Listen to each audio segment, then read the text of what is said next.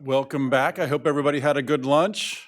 So we'll continue with our day of AI and advanced analytics with a turn towards the exposome. So our first speaker of the afternoon is Dr. Chirag Patel, who is an associate professor of biomedical informatics at Harvard Medical School, where he and his team develop computational methods to span from molecules to populations with a particular emphasis on gene-environment interactions in clinical decision-making. So Chirag? Awesome. Thanks so much for having me. This is an incredible honor to visit the NAEHS in this context, to visit with you, the council, and the staff at NAEHS.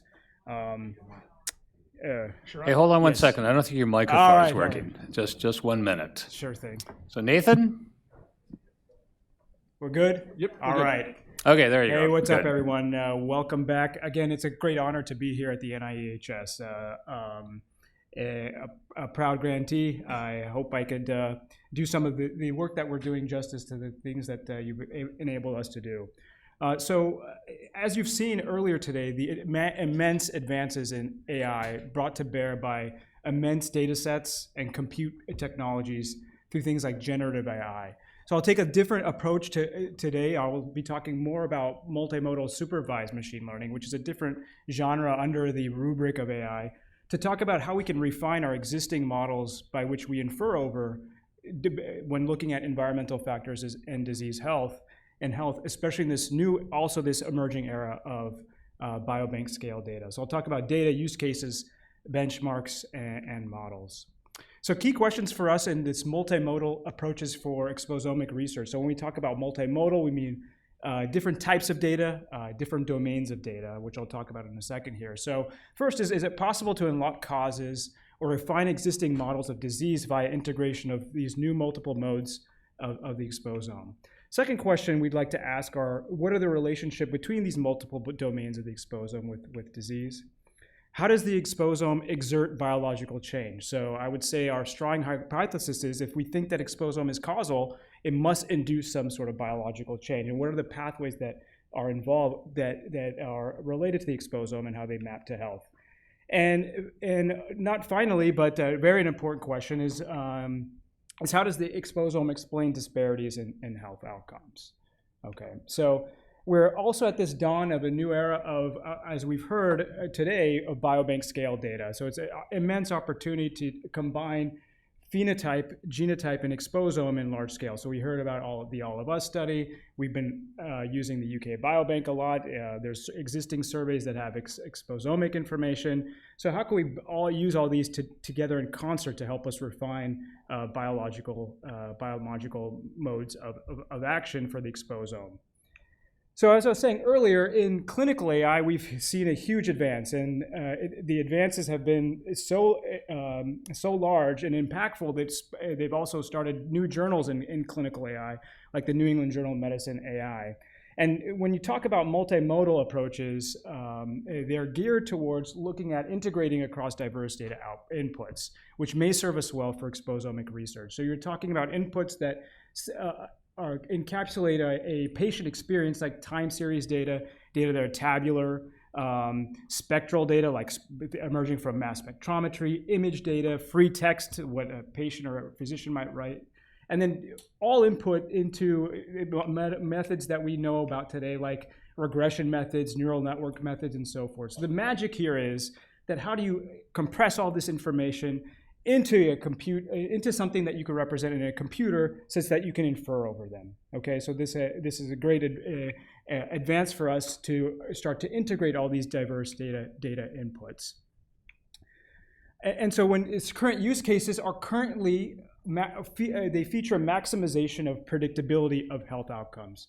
So here's an example looking at a high frequency data from an emergency room setting, looking at prediction of phenotype or disease outcomes here, for example, on the x-axis on the left-hand figure, to show how you can increase the power or the capability of prediction, or the area under the curve as it's called, as you add different modalities, as you add text data, as you add image data, etc.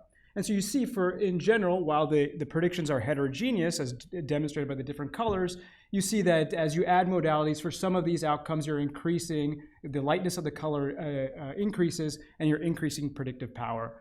And also you're stabilizing these predictions. So the standard deviations of these predictions are getting less and less and less, and that's what you're seeing in the second panel there. And increasing predictive power. So the single modalities are down in panel C, and as you increase the number of modalities you're including, this is the area under the curve that I was just talking about, that area becomes larger and larger and larger as you start to increase these modalities. So this is, I feel like these are just scratching the surface for clinical machine learning, and for us as exposomic researchers is that how do we use this as to infer new models for the exposome and disease and health. So our fundamental model, speaking of models for phenotype, disease, and prediction, is something that you might get from Epi 101 or Bio 101. That's phenotypes are a function of genetics and environment. Okay, so the phenotype like disease, genetics come down from mom and dad, exposome might be shared or non-shared. And so how do we understand this model with these new multimodal technologies? So we can write this down as a function of variation, if you will. So variation of phenotype equals variation of genotypes plus environment.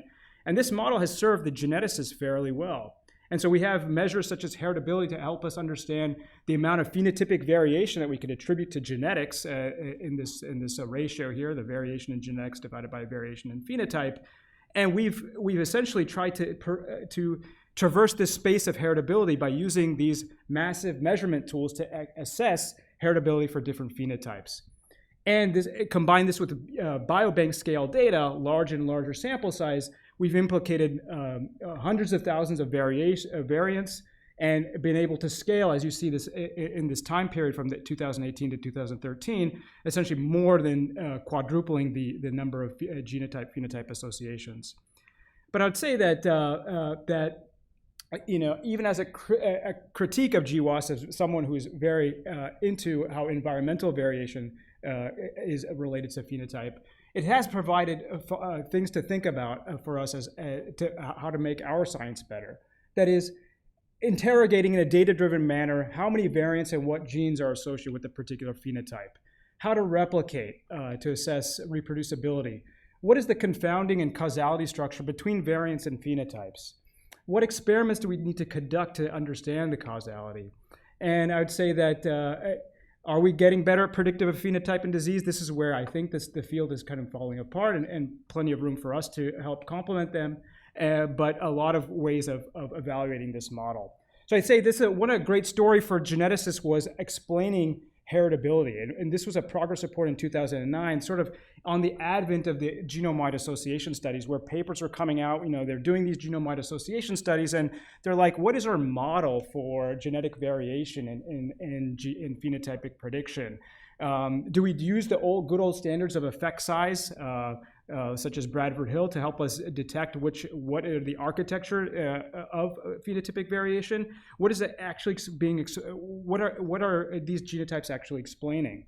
And so the number of hypotheses, the models, if you will, that people were putting out are there common variants with large effect size, huge number of tiny effect variables, et cetera. So how do we evaluate all these hypotheses?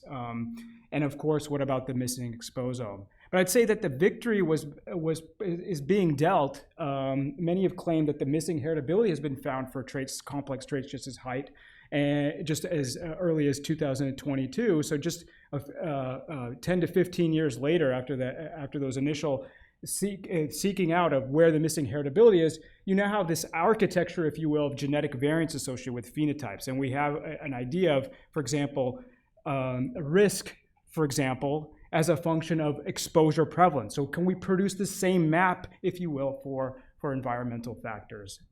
So I'd say that it's solved in 2022, maybe, at least for height, and implicated our common variants with large effect sizes, something that the early geneticists had predicted or written down, but hadn't had the data to sort of show that. Huge number of tiny effect variables and potential for a gene-environment interaction. And spinning out from this, new models for describing these findings, like the omnigenic model, kind of a new riff on the infinitesimal model. All due to, in fact, because we have these new ways of measuring. So I have to ask the question, are our models for environmental risk in phenotype actually compatible with things like the exposome? measuring things systematically across domains or modalities. You have this fantastic review and essay from one of your council members here, trying to articulate the different, the taxonomy, if you will, of here shown the external exposome, things like the built environment, capital education, indicators of noise, light, chemicals, and behavior, all taking a role in influencing the external exposome and potentially having biological impact. Where multimodal models may have a role is that these data are highly heterogeneous. They're also time dependent, as that original example I showed you. They're highly correlated with one another, and they potentially interact with one another in ways that the clinical AI people may have not appreciated. So we have things like targeted mass spec, we have geospatial markers, you have questionnaires to assess behavior, untargeted mass spec now to measure the internal exposome, sensor-based behavior. So how do you put all these things together and try to capture some of this time-varying aspects as well? So here's a fantastic example from Toby Athersuch where he shows how the spectrum of variation through time, through development also changes for these different domains, and how you model these factors certainly how you take into account time certainly plays a role.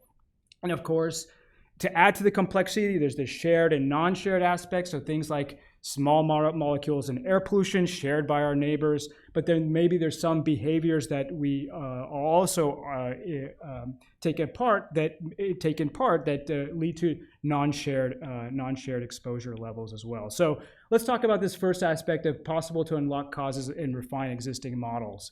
So the first things that we need are multi-model approaches to move beyond simple prediction of an outcome. And that is to try to ask the question of how much variation we can attribute to environment, the exposome in disease. So this population attributable faction idea, but moving to a correlated structure of the exposome, and how and what factors of the exposome are associated with disease. So the idea is if you can divide up the phenotypic variation to these pies, you might have a way of describing the amount of variation in each of these slices, which leads you to have power for discovery, potentially, that's a function of that slice of the pie, but ask these very important architectural types of questions. What and how many factors are associated with your phenotype? How do the exposures add up in aggregate? Is it multiple factors of small effects? Is it few factors of large effects? Or are we dealing with acute or chronic effects?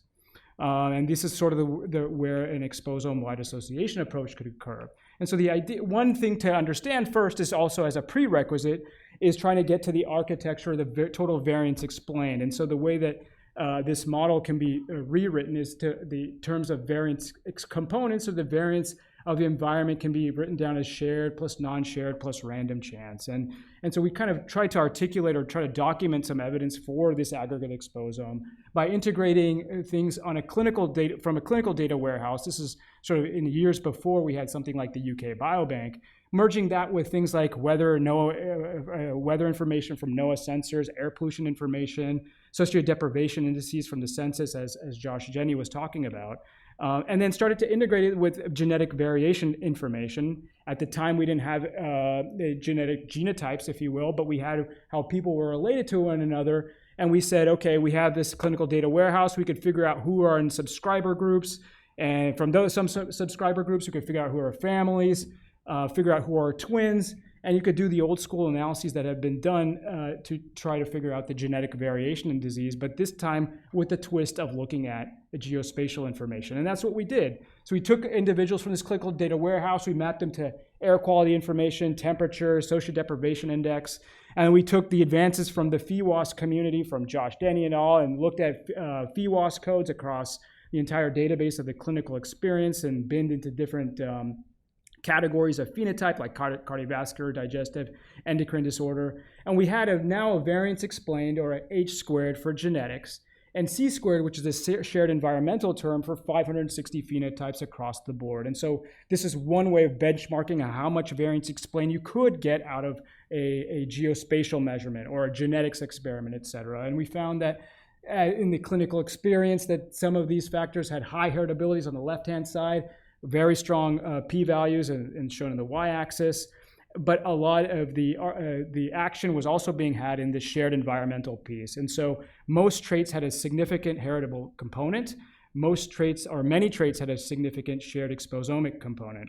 but it gets more complicated than that. You could also divide up the shared environmental piece into geocoded SES, as seen in the top left or the top left panel, the geocoded air quality information, and the temperature variance. And so what I think I'd like to appreciate, you'd like to appreciate from this plot is that the shared environmental piece plays a large role, about 10%. But of that, when you start to divvy it up into these different components that you could measure on the zip code or the census tract level, you get a very modest contribution of those different factors. So these are all on the same scale. And you can see that from AQI, you get everything from 0 to 1% of variance explained. Socioeconomic status, about 0 to 3%. So for example, obesity and morbid obesity have a strong shared environmental piece as you think from those CDC plots of the distribution of obesity around the United States. And the temperature variation, you could see from seasonality played a large role in some of these infectious agents and even things like lead poisoning. But long story short, when you compile these heritability estimates across all these 560 phenotypes, you get this architecture that is a little modest for genetics, about 30%, shared environment about 10%, and then this whole mass of things that we cannot explain by using these data. So how can we augment our exposome models to think about this idea of potentially random chance and of the non-shared exposome? And so we've had fantastic, impactful models for looking at single exposure and single phenotypes.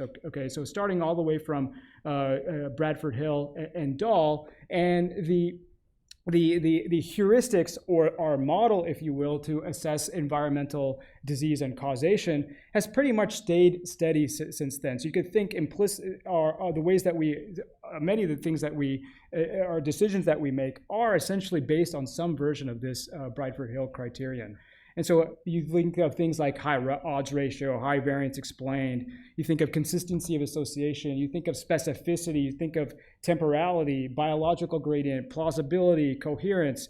How do we tie all these things together to actually benchmark each of these together?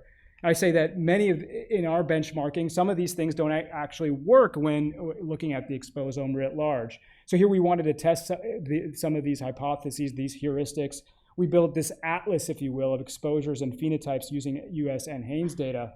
And we took 650 external exposure measurements, 265 phenotypes. We matched them all together using this XWAS tool to look at how these exposures were associated with phenotypes.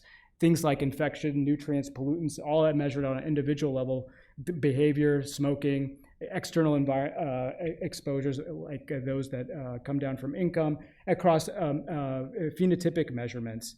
And we had massive number of associations that could be found for these factors. So looking at these hundreds of thousands of associations, we found 8% had strong Bonferroni level associations with these in a cross-sectional fashion. 8,000 came from nutrients and pollutants alone. Very strong, heterogeneous R squared, as I'll show you in a second here. And heterogeneity across these surveys was quite low for many of them. And so you see this as you look at these different domains or modalities of ways to measure exposures, you have a heterogeneous sort of risk profile for many of them. And so this is what is trying to be depicted here. Here looking at, and trying to put everything sort of on the same scale, looking at one SD change for exposure across these different SD changes for phenotypes. And there's a wide range here. So if you compare this with genetics, you find that most variants are in sort of the very low regions here, maybe 0.01 or so. But here you have a larger range depending on the type of exposure biomarker you're looking at. And I'd say that looking at these phenotypes, you have also a large range of variance explained. So you can ask the question of these particular phenotypes, what are the variants explained in the population for them? So this is sort of looking at the CDF of them, of the R squared, across all these phenotypes. The blue line is showing those that did not become statistically significant as sort of the baseline. And then as you add a signal, as you gain signal for the exposure of these phenotypes, you have this sort of wide range in the variance explained, seen in the x-axis, everywhere from nothing, nada, to 4%. So a huge amount of variation. And this has been kind of seen, circulated, triangulated through other investigators who are doing sort of exposomic types of scale analyses. You have a large range of association sizes and variance across many different factors, some of which have promiscuous associations with many different phenotypes. then you can start asking the question about how factors, demographic factors, impact these associations. So already a few years ago, we had looked at all these biomarkers correlated with income. Long story short, I don't have to give you the baseline description here, that most of them or many of them had strong associations with income. And so when you start looking at those when correcting for in your models, what you see is that they are strongly, they attenuate, many of the strength of associations attenuate when considering things like age, ethnicity, income, probably the most important factors that come along for the ride with these exposures. So what is trying to be depicted here, if we just pay attention to the second column here, those are the factors that emerge at Bonferroni level significance of these hundreds of thousands of factors. You have your adjusted model on the x-axis, your unadjusted on the y-axis, and you see this enrichment, a greater estimate for the unadjusted versus the adjusted estimate. So in short, displaying this large correlation, if you will, with the exposures and these demographic factors, leaving us to wonder what are the factors that we need to adjust for to get to the right estimate. Many relationships may be not linear. So for example, here's a very nice work by V. Nguyen, who looked at all these biomarkers, again, looking at mortality, and just showed that they're not linear using these very nice visualization techniques. So let's go back to our model. So strength of association, we have a lot of variance explained, but they're very heterogeneous. Some of them are consistent, but potentially not across different groups. You have, sorry about that, you certainly don't have a specificity of association. Temporality, of course, we have longitudinal studies to try to address that. Biological gradient, maybe, but there seems to be some, at least some U-shaped curves there. And how to get to biological plausibility? How did all this feed into our experiments is the sort of next question. So I think the next is to try to look at how the exposome exerts biological change. And I think there's going to be a similar paradigm shift when looking at these large biobanks when looking at things like omics. So again, the hard hypothesis here is we believe the exposome is causal, then all these factors must induce some biological change.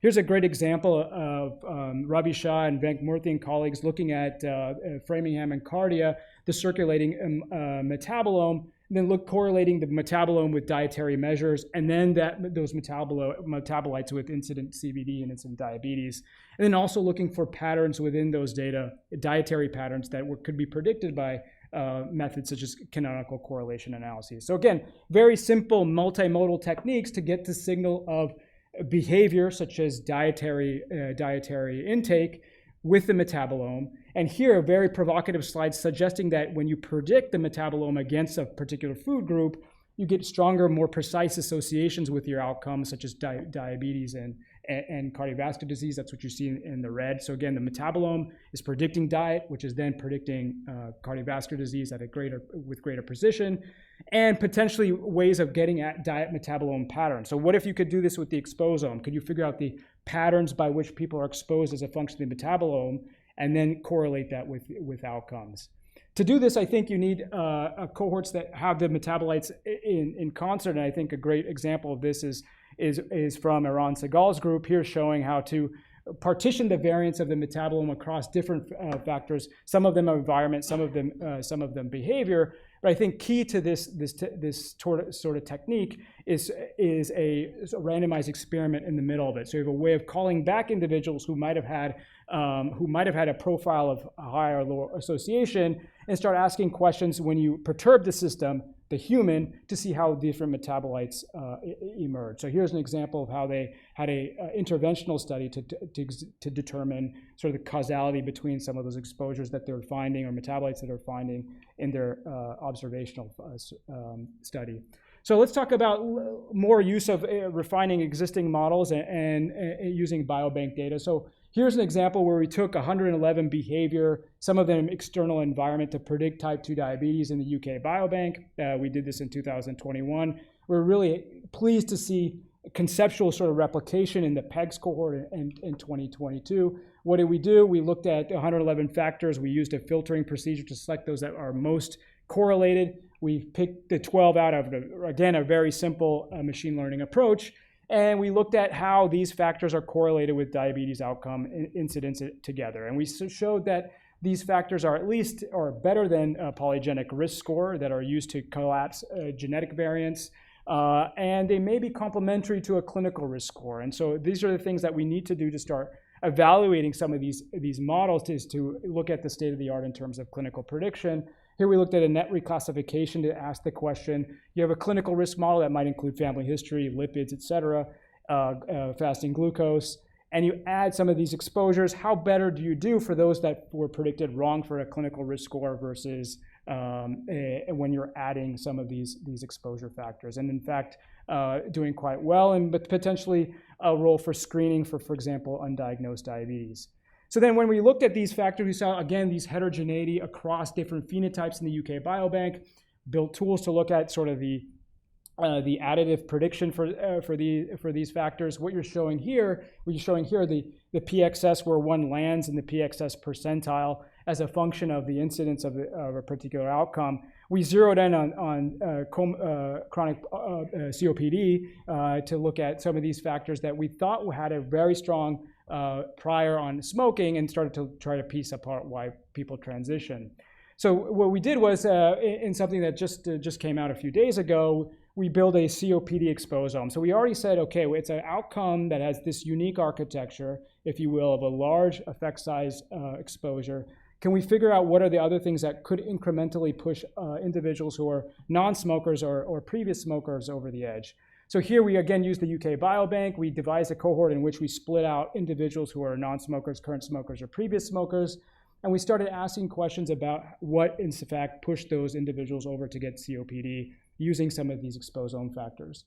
Then Alicia Martin and Ed Silverman came to us and said, we found this issue with looking at genetic factors for COPD and that they're not really portable across individuals of different race ancestral backgrounds. How portable do you think the polyexposure risk score is? And so we said, okay, we could take a look at that. So first off, we looked at FEV lung function genetic risk, or PGS, in these different bins of smoking, previous smokers, and never smokers. And we found that when looking at these SIRS, which is a exposome risk, if you will, without looking at smoking, you were getting something equivalent for never smokers, and a jump, for example, for previous smokers in prediction and current smokers, as seen in the sort of lower panel there in the AUC, which is documented on the bottom. And here's looking at the risk profile for these individuals across these different bins with some ways of distinguish between never smokers, which was a little less power than looking at current and previous smokers, and competitive with pack years of smoking for individuals who don't smoke, as on the left-hand panel. Then when looking at the SIRS, which was trained on a white British population, you can ask the question that you could probably intuit from looking at the ways that people differ at baseline based on who they are, for example. And what is shown in B, C, and D is that their exposomes could be very different based on who they are.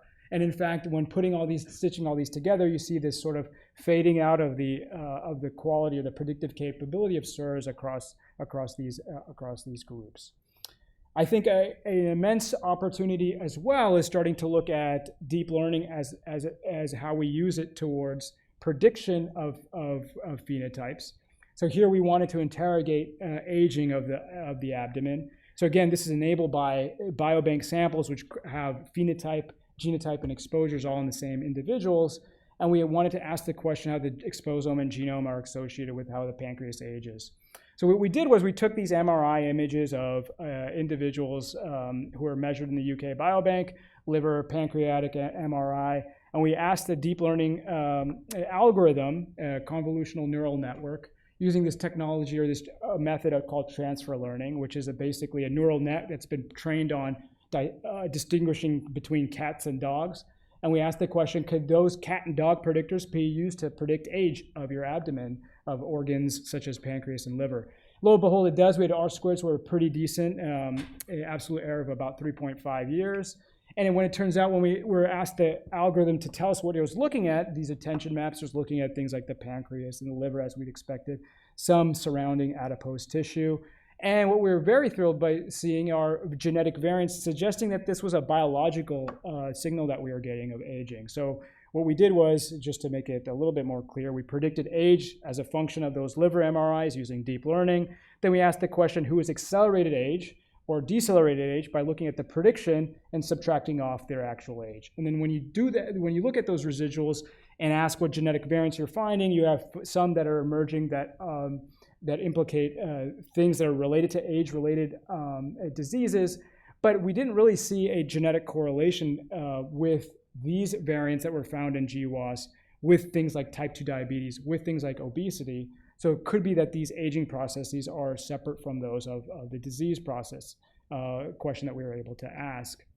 But then when you look at these sort of lifetime style exposures, which are enriched in data sets such as UK Biobank, this is looking at, again, that residual and asking the question, what factors of behavior, the exposome, et cetera, are correlated with decelerated or accelerated pancreatic or liver aging.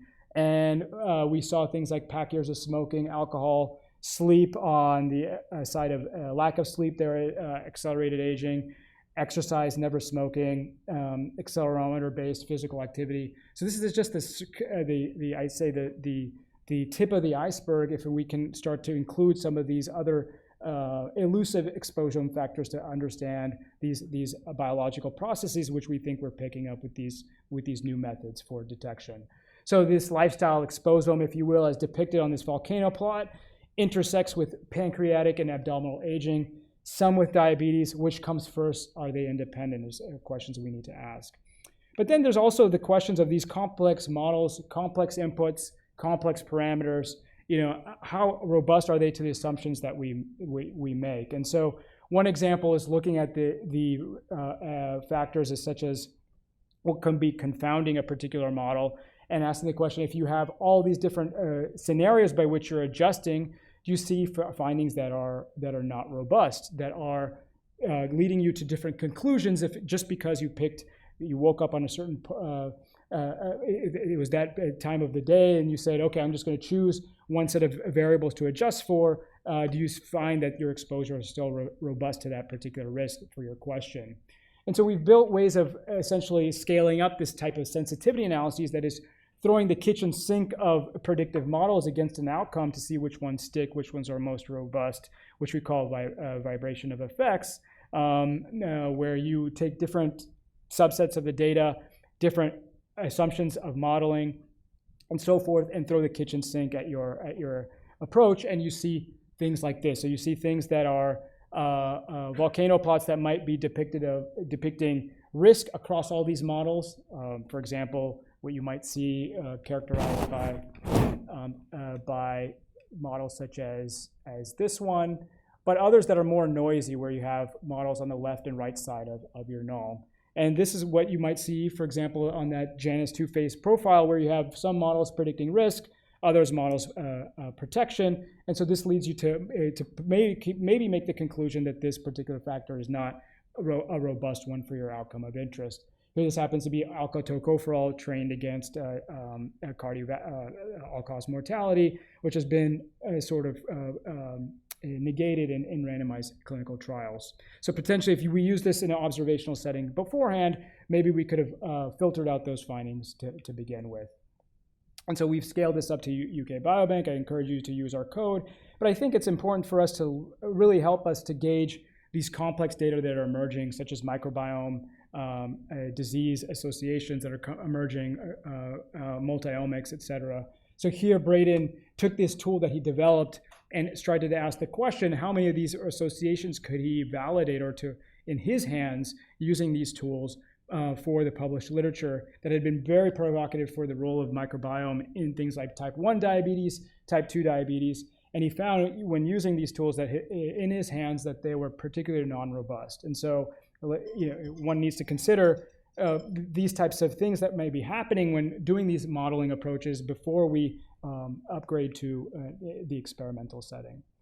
So I think there's fantastic opportunities for integration of multiple data sets, how the exposome interacts and co-occurs within and across domains and modalities. The second I think to think about in conclusion here is that modality measures across different scales, from the molecular to the geospatial, potentially even genetic. So I didn't even talk about G by E correlation, which I think is a very predominant phenomenon that I'd love to talk to you about in the future. Multimodal exposome models may enhance or potentially displace our candidate ways of looking at single exposures and phenotypes, like, for example, Bradford Hill. And a major threat includes bias, of which I think we'll talk about more today in subsequent talks. I believe we need benchmarks such as this Phenome Exposome Atlas to gauge and validate predictions, especially in observational settings. With that, I'll thank the NIH for the great support, especially to the supplement opportunity for V. Nguyen, who provides some of these data that I talked about today. And I look forward for your questions and discussions. Thanks again for having me. Thank you very much, Gerard. Karen.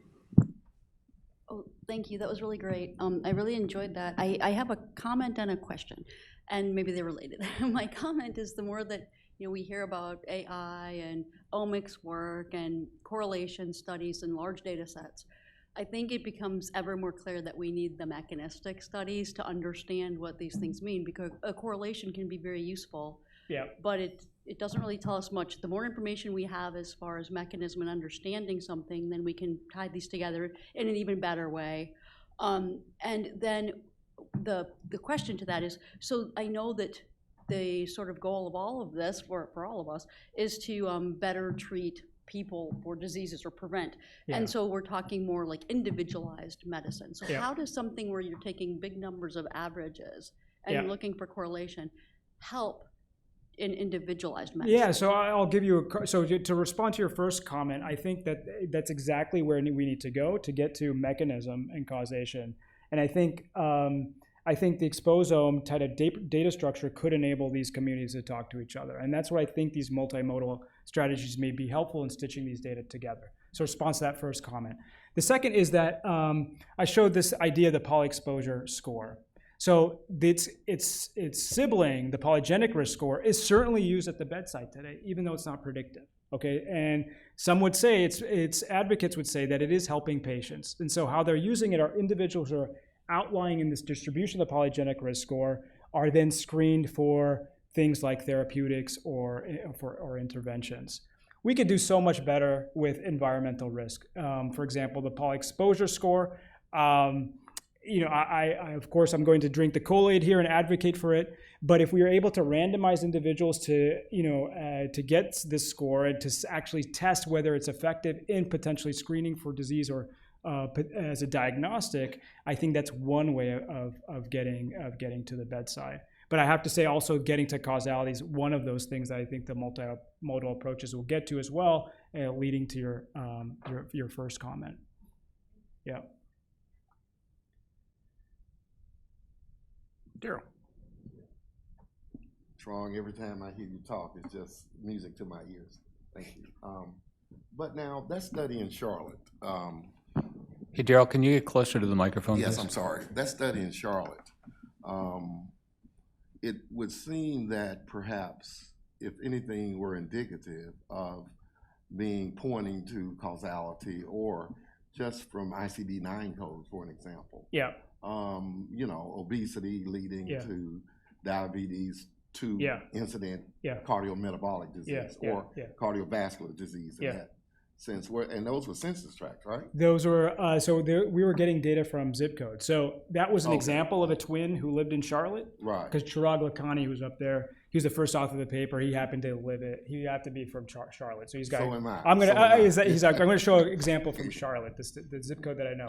But actually, those data, and I think this is where the biobanks are going to be helpful, is that it was U.S. wide, and so I think it enables you to ask questions about, as Josh Denny was talking about today, about how to interrogate inter-individual differences, however they might be defined on sort of a U.S.-wide level. So it wasn't just Charlotte. And to your second point was? Well, I mean, the modest contribution with respect to, the exposome. Yeah. I mean, so in your infinite wisdom, to what do you attribute, the balance? I mean, so where should we be looking? Where should we be looking? That's a great question. So I could tell you that these tools that we've developed could tell us where we shouldn't look, potentially to as a start. So things that that are not emerging as these factors that could have signal, that have low variance explained in the population, are things that we need to be filtered out.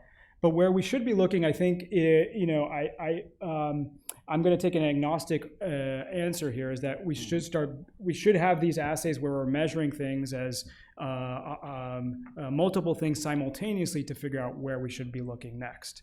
And so, if you will, these maps that develop that may take these mass spec platforms that measure tens of thousands of things all simultaneously could help us get there to what we should be looking at.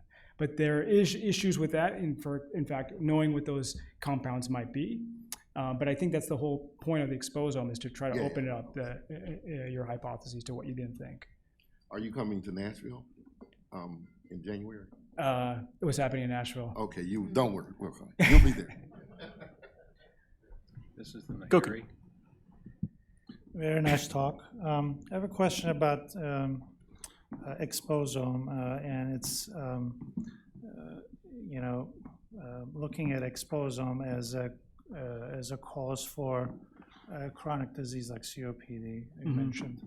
So I assume exposome changes over time, and I believe most of the studies measured only a single point, right? Yeah.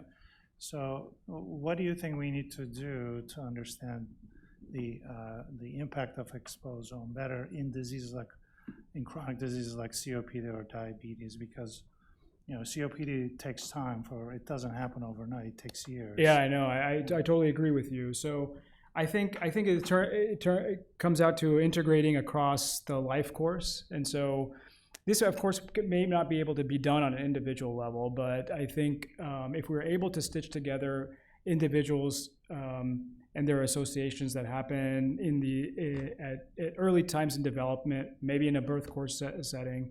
For example, like William Goderman has shown in Los Angeles, at critical times of development, you see air pollution affecting lung development, and that in fact impacts COPD later in life. Those same approaches, I think, are not exclusive to those candidate bespoke approaches, and I think the same needs to be done with the exposome. That is to say, which ones are stable over time, which ones change, according to age, which ones change according to diet, to genetics, what are the individual variation. And I think this is where the exposome project comes into play, and how to map those inter-individual differences, including time and development, with those exposures, so then we can model them correctly. So I don't have an answer to you. I know that you're particularly sympathetic with what you're saying about diabetes. You have studies that measure things 10 years prior to pre-diabetes, and those are predictive of risk. So are we going to do that with the exposome? We probably should, if we want to understand etiology. And I don't think that anything that I showed today is saying that we can't look at the temporal relationship between exposures and disease. Irva. Yeah, Irva, yeah.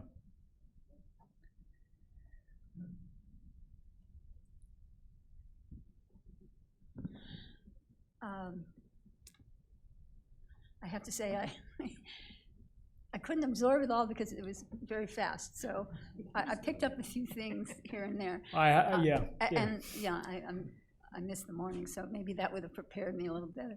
But so there were a few things in the talk that sort of struck me, in one way or another. One was when you're looking at that study of height, where it came out to be this hugely genetic thing. And I just was thinking about, the limitations of selected populations. And, I know, like, immigrants to the United States sometimes are like 8-10 inches taller than their parents, and that sort of thing that clearly is diet. I think that sort of thing. So is that my hunch is that it had to do with the choices of those. The population itself. Right. So thank you for bringing that up. So when those studies are done, they're asking where is the heritability, and so what that means is the genetic component of that phenotypic variation. What you're getting to is a gene by environment Right.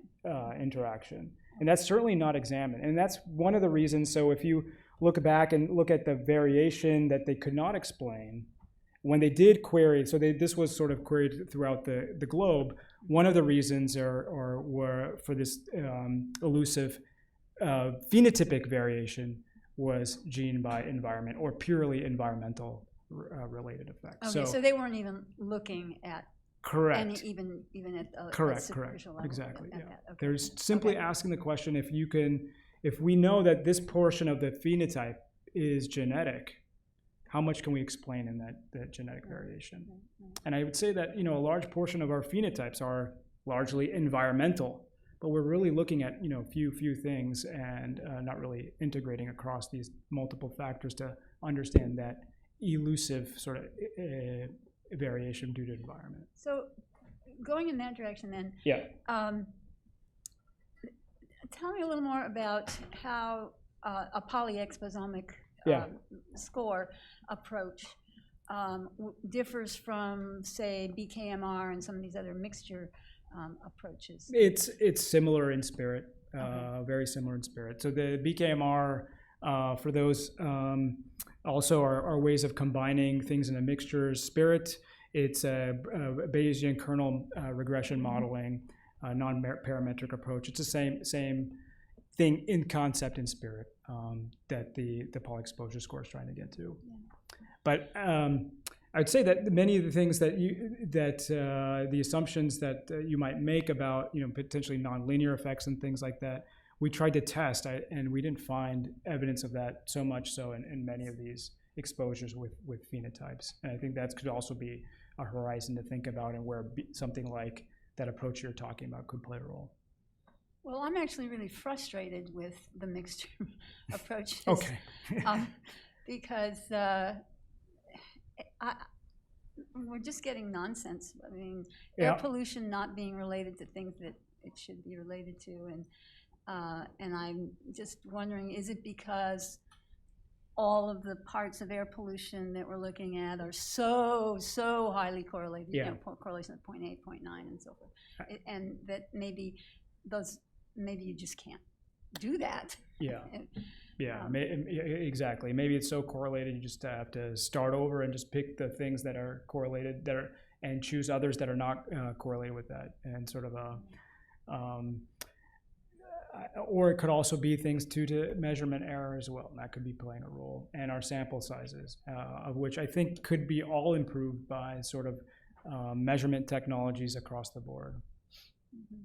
Yeah. And then one last comment, because diabetes was up, and it was very interesting that showing the bimodal, funnel plot, there it is. Because the highest thing was strenuous physical exercise on the right side, and I've seen this play out with my husband, who was very overweight, and they'd been tracking his H1AC for a long time, and it was finally getting to the point where they said, "Oh, okay, you're no longer on the borderline. We're going to start putting you on medications." And he said, "Nope, I'm going to." And he decided to exercise every other day, and he did some other changes. He'd already been changing his diet a lot. It wasn't he was eating pretty well, and and he went to the gym until COVID, and then he started bicycling every other day. He lost 50, 60 pounds.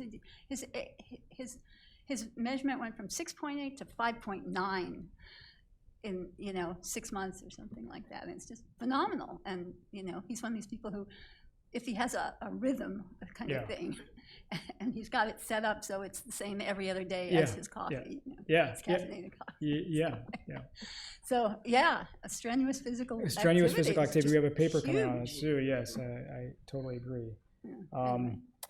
I think that also they, especially when I think back on our activity data and looking at the polyexposure score and the genetic variants that are associated with it, there's also this component of that we're finding that could be similar genetic in its biological pathways to some of these things that are emerging from these drugs that are for obesity management now that seem to be acting on appetite suppression and things like that. So I think that, the ways that these tools can be used in the future are to help us understand, a mechanism, particularly of those things that we know are causal, particularly. So just one last quick question. So what are your thoughts about the characterizing the exposures that happen before birth, whether it's in the parents before conception or during development? I mean, as we're coming to realize that this is a critically important period. So what's going to be the best way to go in? I mean, I'd love to know what my mother was exposed to, but she's dead. I mean, So what are your thoughts about that? What are my thoughts? I cannot deny that the things that our parents did surely have an effect on variation that we see in subsequent generations. I think this is played out in experiments that have followed families through time.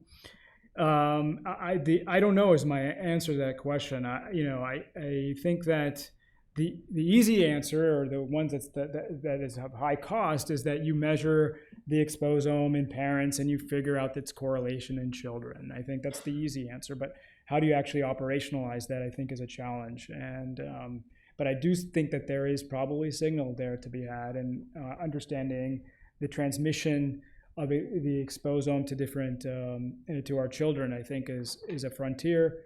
A frontier that has some biology there. With that, I think we need to move on. So thank you again, Chirag. Yep.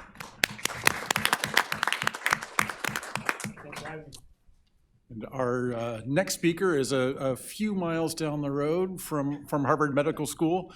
Dr. Margia Ghassemi is an assistant professor in electrical engineering and computer science, as well as the Institute for Medical Engineering and Sciences at MIT, where she was identified as one of MIT's 35 innovators under 35, and is a CFAR Azrael Global Scholar. And her work focuses on the ethical use of AI and reducing bias in machine learning. Margia. Thank you, everyone. I hope you can see the slides, and if there's any issues, let me know. So I'm going to take you through an overview today of some of the issues that we've been thinking about most recently in my group around ethical machine learning and health. So my group, the Healthy Machine Learning Lab at MIT, focuses on creating actionable insights in human health. We do this in a variety of ways. But the first thing I want to walk you through is how do we even do this in general? And many of you probably know this already. But let's say, for example, that a doctor at an institution wants to build an X-ray triage model. Because, for example, a patient is coming to the emergency room, they're having trouble breathing, they get a chest X-ray, but a doctor can't see her for 2 hours. If she's healthy, but also the institution would like her to go home, right? Because you don't want to be waiting around in an exposure environment for 2 hours. So could we just build a machine learning model to triage this patient? Well, if we focus on this question, there is a standard pipeline that people often do in the machine learning community where you select a problem, collect data, or find data that's previously been collected and fits your purpose, define an outcome, develop an algorithm, and then think about deploying it. And so we already have a problem selected here. We know what we want to do. We want to build this triage model. And so let's look at data, outcome, and model training. So what we might do in this case is take the 3 largest chest X-ray data sets that are publicly available. That's over 700,000 images. You could then train a dense net, which is a kind of convolutional neural network to predict a specific outcome. And here, because we're trying to build a triage model, we would use the outcome of no finding. There's no pneumonia in this patient. There's no other diagnosis. There's no finding in the chest X-ray. The patient is healthy and they can go home. And then we would train this model for the best performance that we could get. And so here, one of the metrics that's often used in machine learning papers is the AUC, the area under the ROC curve. And you can see that here we have this reasonably high performance. And in fact, this was the state-of-the-art performance on this task at the time of this Nature Medicine paper being published. So that's great, right? We're set. We can go forward like many of these other state-of-the-art clinical AI models that a prior paper very duly noted now perform at or above humans in relevant tasks across the span of a human life. But there's sort of this final question, right? We've just walked through each of these 4 steps about what should we do at point of deployment. And just to be fair, models are regulated advice givers, but there's not only this route for getting a model into a medical or medically adjacent setting. So you could have your product cleared by the FDA and then marketed. It could also be internally developed and then used within a single hospital environment under a quality improvement banner. It could also be a method that is deployed through an EHR system as a sort of administrative assistant, but also gives medically adjacent advice. But in our case specifically, where we're building a triage model, let's say that Sumana, this patient, gets the choice. She can wait around in the hospital for 2 hours for a doctor to triage her, or she could have it triaged instantly and potentially go home. And I ask my students every year this question, what would you choose? And invariably it's about 50-50. You might be wondering why machine learning students at MIT would say no. It's because we know that AI, when trained the way we trained it in the way that I just described to you, is learning from human practice. I just told you I downloaded all of these different records from these 700,000 patients across the United States. But if we look at a recent New England Journal paper that was targeting a random sample of admissions at Massachusetts Hospital, they found at least one adverse event in over 20% of admissions. Over 20% of those were judged to be preventable adverse events, and over 30% of those had a severity level of serious or higher. And when we expand that, because the data that we used in our triage is actually not from Massachusetts, it's a national, it's 3 different sites, so it represents a national slice of practice, we find that ARHQ actually estimates that 7.4 million US emergency department patients are misdiagnosed, and 2.6 million suffer an adverse event as a result. So that's the data that not just I, but everybody is feeding into their models, because that's what we do. We give data to models and we say, act just like that. And we don't say act like just the good parts of that. We say act just like that, just like you saw us act in practice. And if we try to constrain this to learning from human knowledge, it doesn't do much better. So what we find when we try to add constraints to what machine learning tends to operate on from randomized controlled trials, well, randomized controlled trials are really rare. There actually aren't that many for most of the treatments that we use in practice. That's because they're expensive and they're really hard to run. A side effect of being expensive and hard to run is that often the sample that you have is extremely narrow. And so my favorite citation for this is only 6% of asthmatics would have been eligible for their own treatment RCTs, which is not something ideally you would want when you're talking about protocols that should be generalizable. And finally, when we've tried to integrate things from medical literature, over 10% of the over 3,000 articles at the time of the citation in top journals like Lancet, JAMA, and the New England Journal were medical reversals. So that means if you would have trained a machine learning model to follow the rules of the established medical knowledge at time T, when this medical reversal came out, it would have been very, very wrong, because there was a reversal and you were supposed to do the opposite.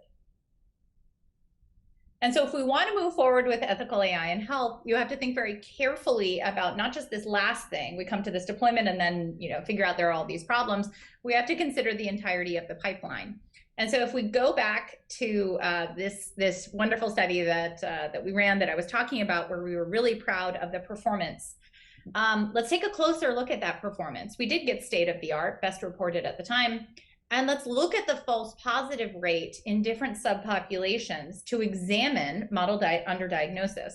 Why am I calling it underdiagnosis? Well, because if you falsely positively say that more people are healthy, right, because we're predicting that you're healthy, like female patients, than another group, that would lead to that population getting no treatment when they actually needed it, if you deployed this state-of-the-art, on average, best model.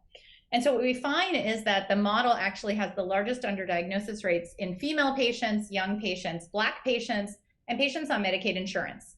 And unfortunately, the matter is much worse for intersectional identities. That means if you are a Black or Hispanic female patient, you are underdiagnosed significantly more than white female patients. And you might be wondering, well, where could this come from? And I'll walk through some of those in a minute. But as a demonstrative example, I used to have to explain what large language models were at this point in the talk, but I don't anymore because you all know what one is, thanks to GPT. So let's look at what happens when we take a real sentence from a real Boston area hospital.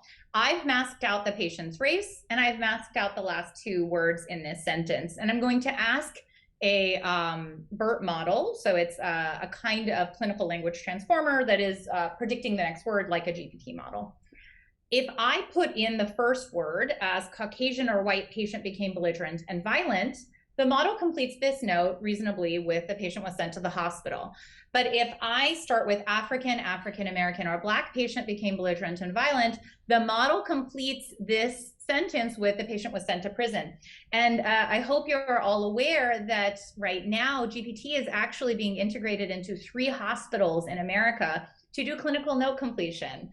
It's part of the OpenAI plus Epic partnership that's happening. So why is this so hard? It's so hard because humans have biases, and so we see biases in clinical processes. There is nothing special about medical data that absolves it of the normal societal biases you might see. And so if we want to move forward with ethical AI in health, we do actually need to step through each of these and think through how to address them. I'm going to go through one example in categories 2 through 5, just to give you some idea of how to make progress in these spaces or things my group has started to think through. So first, in data collection, what we've realized is there are deeply embedded proxies for societal biases in health data. So if you work with it, watch out. First pop quiz, I hope you're awake and you've had lots of coffee. This is a real nursing progress note from a Boston area hospital. So this patient has different categories like neurology, respiration, their skin, the plan for what to do with them, and nothing demographic about this patient is mentioned. Could you tell if this patient's self-reported race would be Black or white in the EHR? I don't think you can, because we tested, I have a large cohort of Boston area hospitals, doctors that are very kind and do these experiments when I ask them to, and none of them could tell. But machine learning models can. And in this case, maybe they're using something that we would consider fair game, right? Because they're using a statistical bias, not a societal bias necessarily in the observed data.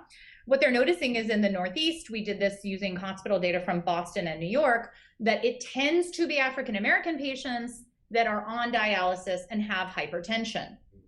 Unfortunately, what we found is that very simple and very complex models can predict a patient's self-reported race from a clinical note and a cohort of over 4 million clinical notes, even after you strip out all of the indicators. And the reason why is not always something we would consider fair game. And so, for example, if you talk about a patient's skin at all, that patient is significantly more likely to be white. This is a well-known bias in dermatology textbooks and in medical textbooks, where the skin-based presentation of illness is disproportionately only shown in white skin. And so by that logic, unfortunately, what we found is that clinical staff are very uncomfortable discussing patient skin, and there's an absence of clinically relevant presentation of illness in skin mentioned in darker skinned patients. We also find there are even more problematic things, like if you use the word difficult to describe a patient or a patient's family, then the patient is probably African American.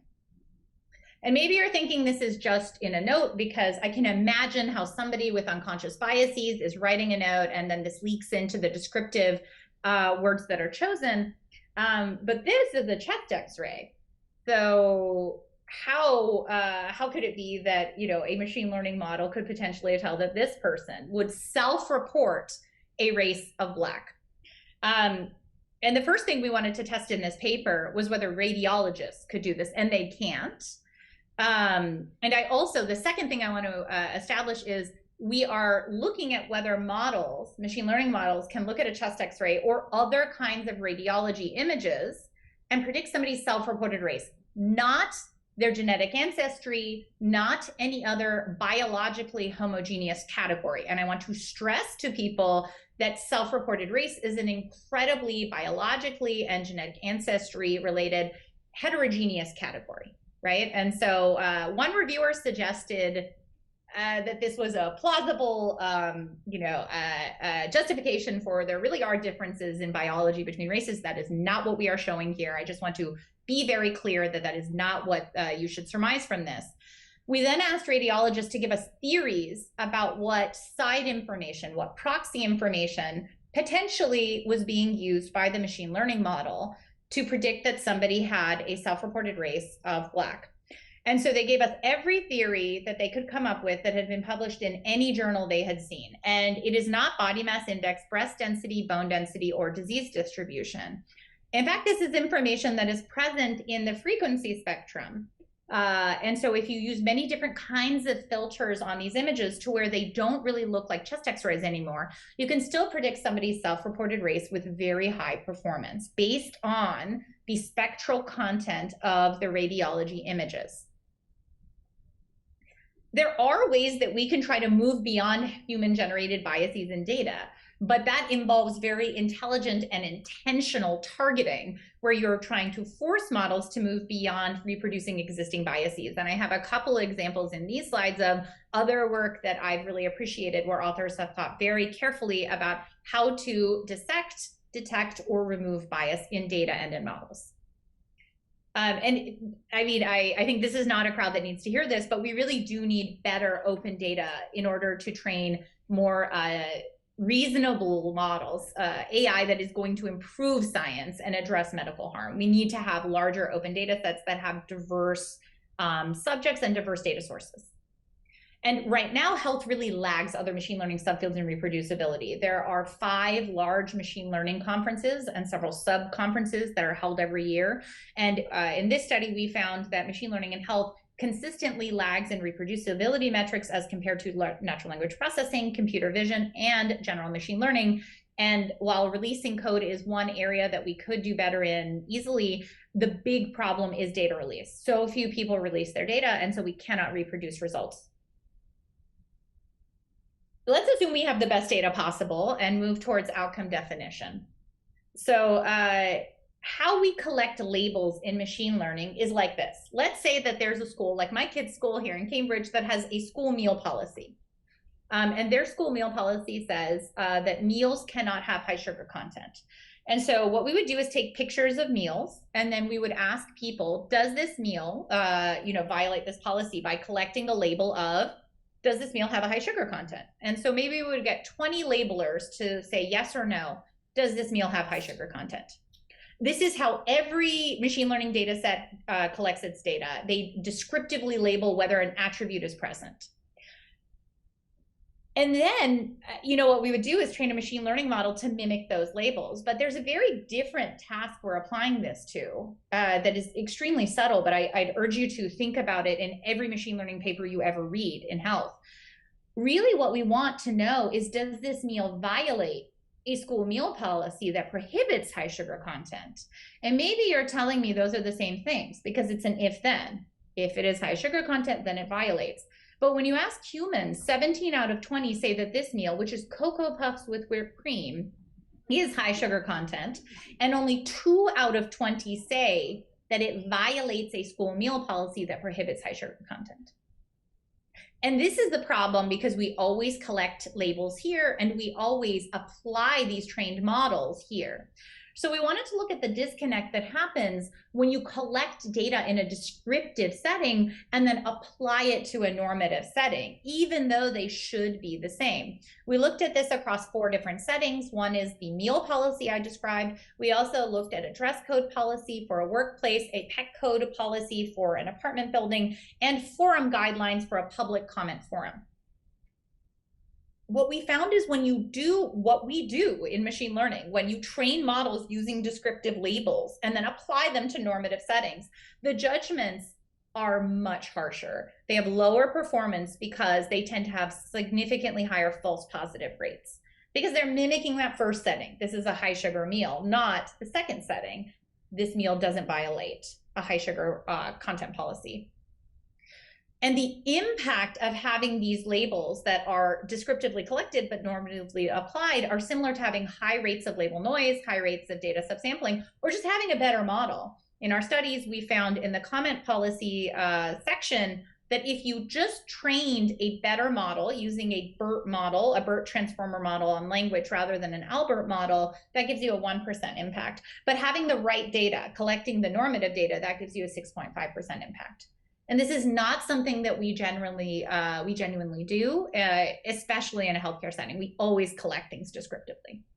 So thinking about once we've collected data and outcomes, how to use those things when we optimize a model for a health setting, I'd like to first motivate why we did this next study by saying we know from non-health settings in machine learning that if you have some big data set that is biased in some way, let's say, for example, the VA data, which I think is 6% female at last count, and you train some big embedding space on that, right? And then you release that embedding space, but not the data, because that's a common thing to do. And then you have a news site that's perfectly balanced, 50-50 male, female, and you use that representation on your new data that's balanced. The new model trained with perfectly fair data will retain the old bias and mispredict more on, in this example, women, because you're projecting it through a biased embedding. And so one of the things we wanted to look at is how this applies to health, specifically with the use of group attributes in clinical risk scores, which is a hot topic right now. So let's say that you want to use group attributes in some sort of clinical risk score prediction. Using group attributes can result in worse subgroup performance, even though it improves overall model performance. So in this example, we trained a logistic regression model to predict sleep apnea. And we found that that model, if you train it with sex and age, is worse for younger male and older female patients, even though it's better for people on average. Okay, so this is the motivation. We have a recent paper that came out in ICML, which is a machine learning conference, looking at all of the settings where you can show that group attributes will worsen prediction for specific minority subgroups. It happens when there's model misspecification. The model can't capture necessary interactions, maybe because it's lower capacity than it needs to be, or when your hyperparameter tuning for model selection optimizes an overall performance without balancing for subgroups. So here's an example. Let's say that we want to evaluate the use of race, and we'll call that model that uses race as an input, HG, right, in predicting mortality in acute kidney injury patients. We're going to compare that to a group blind classifier, H0, so it's not aware of patient race. That's not one thing that's included in the model.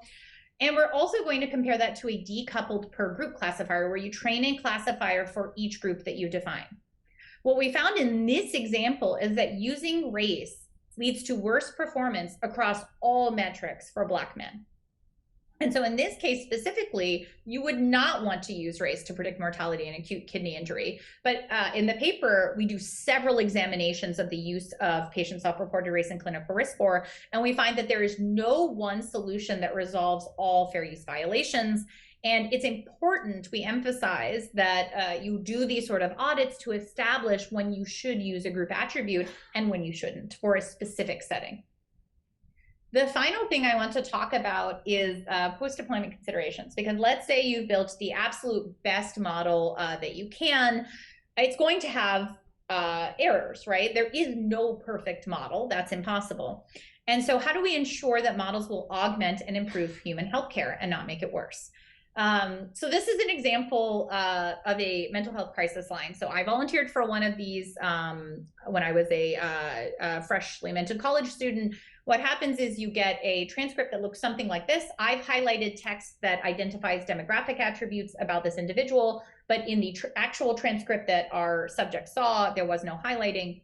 And then we ask people to make a very simple decision. I say it's simple because it's liability-free. We tell people that there's going to be help sent no matter what. You have one job.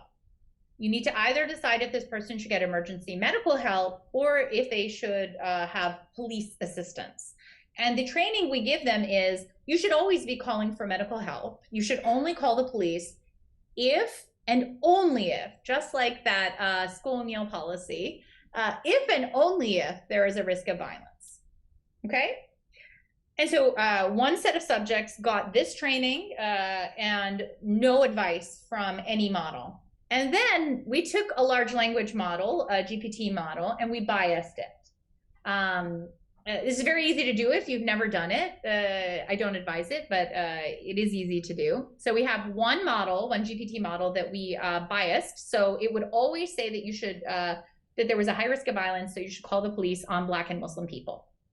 And then we have, as a control, an unbiased GPT model that did not disproportionately recommend that you call for police assistance on minorities. And I will emphasize here that this is our first variation in treatment. So some subjects got the biased GPT model and some of them got the unbiased GPT model. And we have one more variation. We varied whether you got the treatment of the if condition or the then condition. So for y is equal to 1 of you should call the police, the if condition is our AI system has flagged this call for risk of violence. The then condition is, in this situation, our model thinks you should call for police help. If the treatment was y is equal to 0, meaning there's no risk, then it would instead say our AI system has not flagged this call for risk of violence.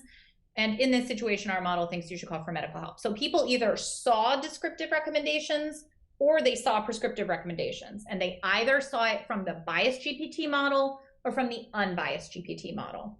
And in the end, everybody, the people who got no assistance, and then the people in each of these 4 groups with 4 different, combinations, had to make the same decision. And what we found is that at baseline, doctors, we had over 400 doctors and over 500 non-doctors who were part of the study. None of our respondents were more likely to call the police on Black and Muslim subjects at baseline. And this is despite the reported attitudes towards policing, their occupation, their gender, their stated political affiliations, many things. If you gave people biased prescriptive recommendations, if you told them that the AI thought you should call the police, both clinicians and non-clinicians were much more likely to call the police on Black and Muslim individuals. However, if you gave them the same biased advice, descriptively, if you said, the AI thinks there's a risk of violence for all the Black and Muslim people in the biased case, it did not have the same effect. That allowed our participants to retain the same original fair decision-making that they had in our first part of the study. And this is really important because just to emphasize here, I never thought this would happen, right? We always talk about our models need to be as fair as possible. It's extremely important that they are unbiased. And what we found here is like, yes, of course it is important that they're unbiased, but do you know what matters more? Exactly the way that you give that advice. And here you have to give them the if condition, not the then condition, in order to not engage automation bias and have clinicians short circuit their critical thinking skills and have them retain their fair decision making. So I'll close with advice for how we get to a safer integration of technology. I think we can learn a lot of lessons from other spaces where we have safe technology deployment, like aviation, where there's very strong regulation, formal feedback loops in the federal government. There's cultures of safety where there are investigations that are done without assigning blame. And then there's fair allocation of liability post hoc. And there's lots of training. Pilots undergo thousands of hours in simulators to interact with automated systems without engaging the automation bias that can happen from having these kinds of tools in your setting. In health specifically, there's obviously many agencies that could have a role in this. The FDA could mandate audits, FTC ARHQ could monitor, ARPA-H could maintain data banks and auditing services, CMS could do regulation and accreditation, and HHS could do enforcement. But these are just some set of potential options. There's obviously many ways this could play out. A final thing to think about, and this is probably the right body to think more about this, these are just a couple of examples. We know that integrating AI into health will be harder than in aviation because there is more inequity in the underlying data and processes that will be learned and automated. Here are some examples. We know that gender concordance increases a patient's probability of heart attack survival. And the effect is driven by increased mortality when male physicians treat female patients. This is a National Academy of Sciences paper from a few years ago. That would be like if male pilots crashed more when they were flying with female passengers, which does not happen, I checked. We also know, sadly, that physician-patient race match improves many things: medication adherence, treatment wait time, cholesterol screening, patient understanding of cancer risk, all of these things. That would be like if Black passengers only got in-flight safety announcements when they were flying with Black pilots, which again does not happen. And finally, there's research that has shown a majority of Muslim women experience poor quality care and maternity services with indicated stereotypical discriminatory behavior. That would be like if there were Muslim travel bans enacted by a former president and if Muslim passengers were always randomly screened. But this one's true. I just put this in there for me as a FYI public service announcement to everybody. I'm always randomly screened. So in order to move forward with ethical AI in health, I think we need to examine the ongoing processes. This is going to be something that many groups need to engage in, where we need to consider sources of bias in problem selection and data collection. We need to do comprehensive evaluations in outcome definition and algorithm development.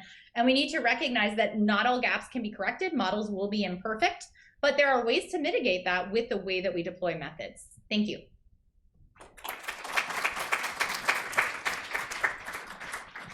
Thank you very much, Marge. That was great. Karen. Yeah. Where did she go? Oh, thank you. Oh, I'm here. There you are. I'm here. Yeah, thank you for that. That was really informative and enjoyable talk. So I guess not being a person that uses AI often, are we ahead of ourselves in actually implementing AI versus regulating AI? Yes. But that's the explicit goal of many people in the AI community, right? Like, look at Uber. Their stated goal was to deploy ahead of regulation. And a lot of the tech industry, I think, follows that mantra. If you deploy fast enough, regulators will have to regulate to the reality you've created on the ground. Right. So who I guess, who is in charge of regulation? I mean, who's put in charge, right? That it seems like it would require a lot of different entities, right, to regulate. It will, and I think the example in the aviation industry is maybe a good one. If you look at the history of regulation, it happened in different eras, right? And so it's not like all of these agencies sprung up overnight and suddenly were functioning, perfectly. This was definitely like a multi-year, in some case over a decade process to get every agency that needed to interact together and with the right staffing, the right expertise in order to actually do the amount of regulation that they do now, where we have incredibly safe aviation practices. I think that it would be great if somebody on the policy side led a charge for this, because there are a lot of agencies that could have a part in this, and we suggested some of them. That's certainly not exhaustive. There are more that you could imagine. Yeah, great. Well, thank you very much for that. And thank you very much. That was really very interesting, and I applaud your sort of continued our good humor in addressing the situation. The question I have is, as an interactor with the healthcare system, how does one get some understanding on whether or not these types of systems are being applied or utilized in your healthcare? So to my knowledge, you are not covered entities are not currently required to disclose to you whether any algorithms were used in the delivery of your healthcare. A lot of the algorithms that have been used for decades. I mean, no current AI is part of them, right? So I'm talking about everything from ventilator, like auto management systems that optimize for the level of SpO2, to the clinical risk scores that have been deployed again for decades and have their own biases in them, for everything from VTE risk prediction in cancer care to a diabetic risk prediction to, there's a lot of them, right? Every field has their risk scores. It is very difficult to know as a healthcare consumer whether your care has been delivered with the use of one of these. Now it is easier because you can requisition your clinical records, you can look through, and often this information is noted in your records. So if you're an annoying patient like me, you can say something about it because I've read through my notes and I've called providers and told them, I want this changed, I want this redacted, I don't want this used. It's incredibly time consuming. What would be nice is if we were in a place where, you know, not to insult any doctors, but most doctors don't know how an MRI works, right? Like it's not like they're all medical physicists. They understand the system that created the MRI, and they have trust in the regulation of MRI machines and the fact that when their hospital purchased an MRI from the vendor, it came with a contract that has a yearly calibration meeting where they come in, make sure the MRI machine is working, make sure everything's fine, right? That's the kind of level of distributed trust that we need. And we can't get there without regulatory systems that can enforce standards for AI. And, you know, right now, again, you can have FDA approved AI, but the FDA approval process currently doesn't require these subgroup audits, right? It's an overall performance benchmark that you're looking at. And even worse, you do have a lot of deployments that haven't been through an FDA evaluation, including all of the epic methods that were deployed pre and during and now post-pandemic that had maybe an abstract in some setting that described them, but that's iffy occasionally. And then there's all of the quality improvement projects that happen in hospitals where they're just deploying something internally. And so you don't need to go through approval. And so I do really think you wouldn't have somebody like, I home cooked a MRI machine and I'm just gonna like put you through it. Like, we need the same level of understanding and distributed systems of trust for AI deployment. There's a space for experimentation and for paper development and research, and I'm not arguing that needs to stop, but I'm saying real deployments that actually touch real people, we need more care there. Thank you. Okay, Phil and then Daryl, I think, had a question. Yeah, thanks for that. It's actually really enlightening and delivered with lots of enthusiasm. I really appreciate that. I was just curious. You made or lack of analogy to the FAA, but I'm actually wondering about where there are analogies to what we can learn in healthcare that's going on with respect to our understanding of ethical machine learning in other fields. I mean, there's just so much going on in this space now, and you know, we're in our own place hiring various people from who work in various different areas to look at this. So it seems like there's something to be learned from outside of healthcare, and I'm wondering if and how you're plugged into that, and whether there's something you feel that there's something to be learned. So I will say, in machine learning more broadly, there's a field called algorithmic fairness, okay? And it's been around for a very long time. And until very recently, it was concerned with hypothetical situations where a model might be deployed and how you might balance different things. You've probably heard there's no free lunch, right? You can't, if a model does better overall and then does worse on some subgroups, if you wanted to do better on those subgroups, you might reduce its performance on the overall majority group because it was ignoring these patients in order to get that higher overall rating, right? And so you will see some give and take in performance. And so there's dozens of algorithmic fairness metrics for equalized odds, equalized opportunity, like all of these different things.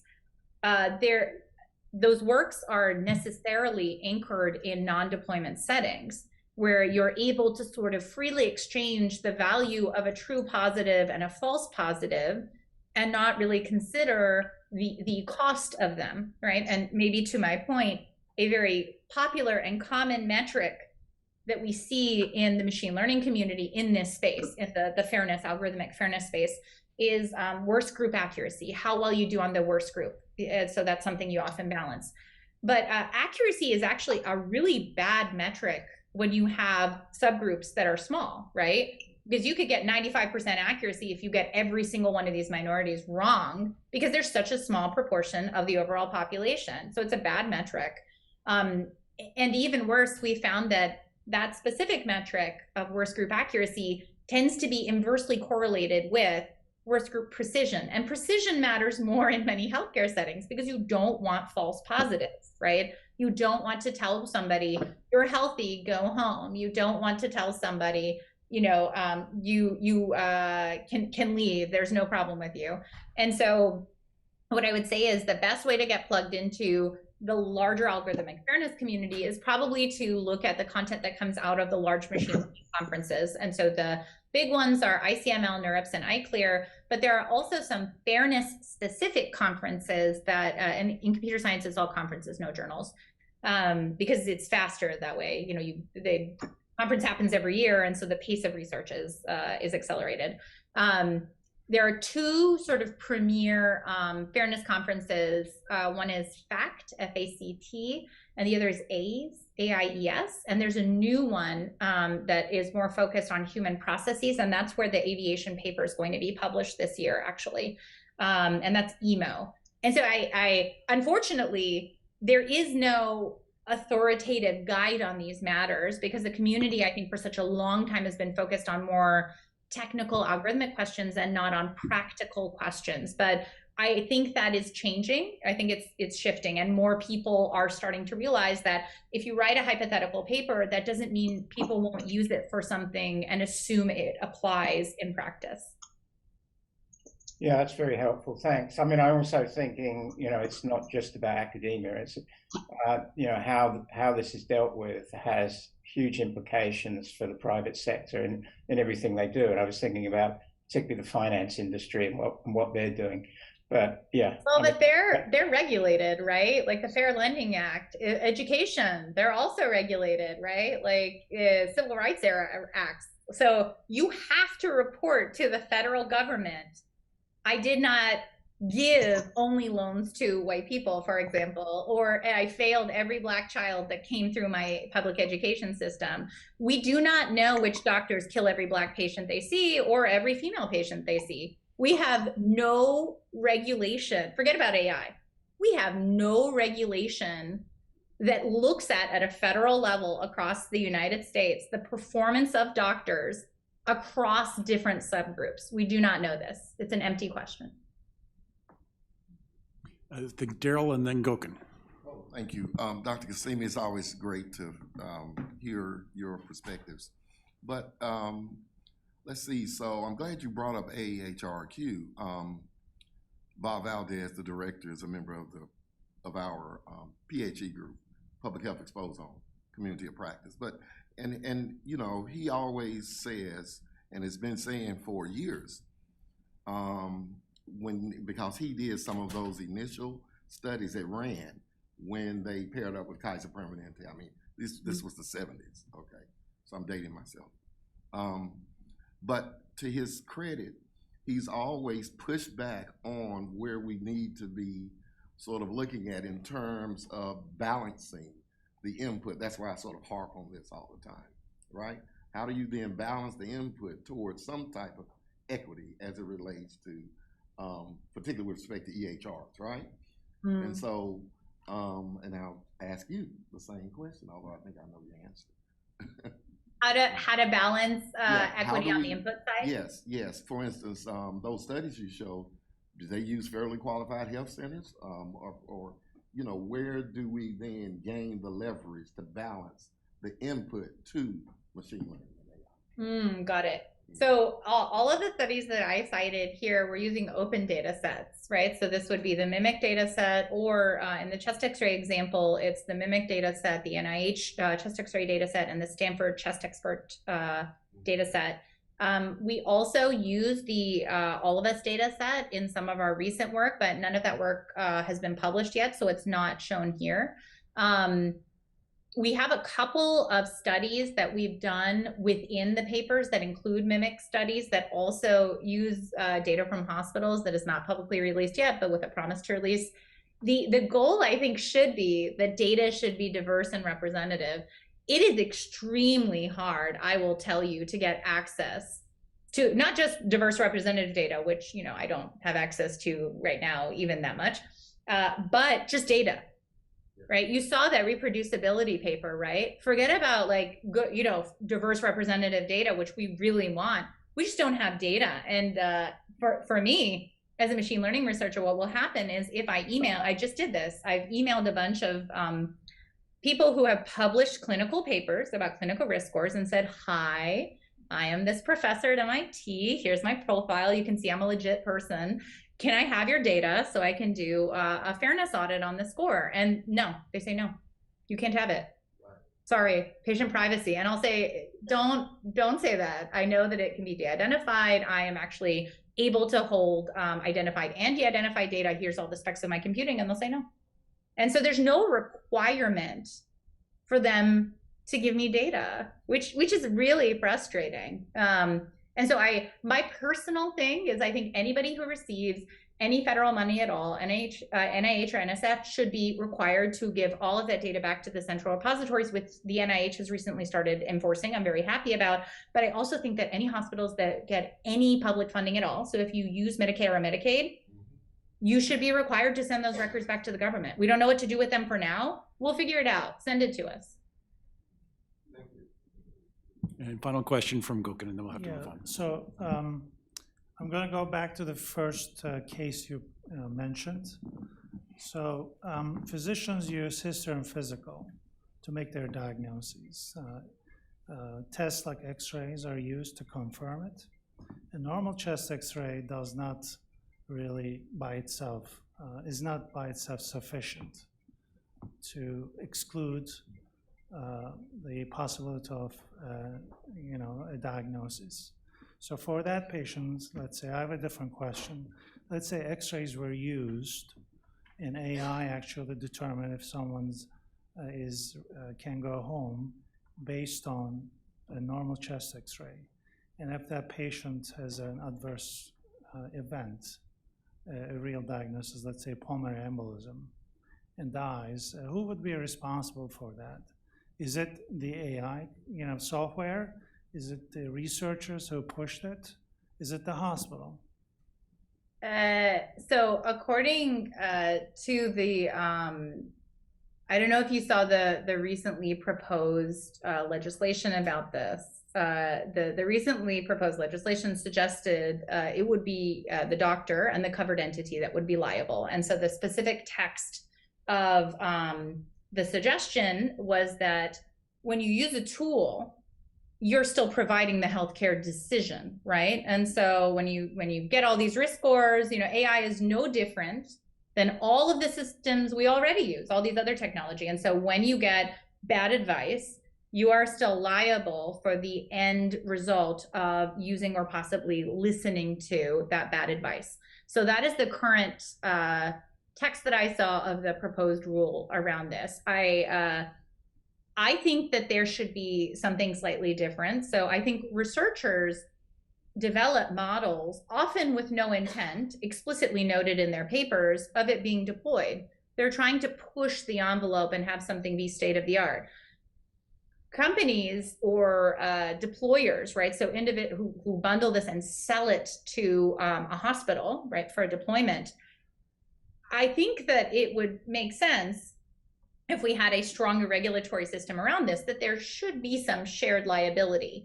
That is not in the draft text of the current proposal, but my intuition is that, and I talked to a physician about this, and she said that her opinion was the reason it was potentially drafted this way is if covered entities say, well, we won't buy your stuff unless you can tell us it's fair, because then we'll be liable for it, then the industry regulation will be a side product of this. I'm in favor of more direct regulation, but I think that the overall goal should be, we know that they're reasonably good across different subgroups. Nothing will be perfect, but we should know what those performance flaws are. And that if there is an issue, much like we do in aviation, there is an investigation into what happened, but it's not a liability assignment upfront.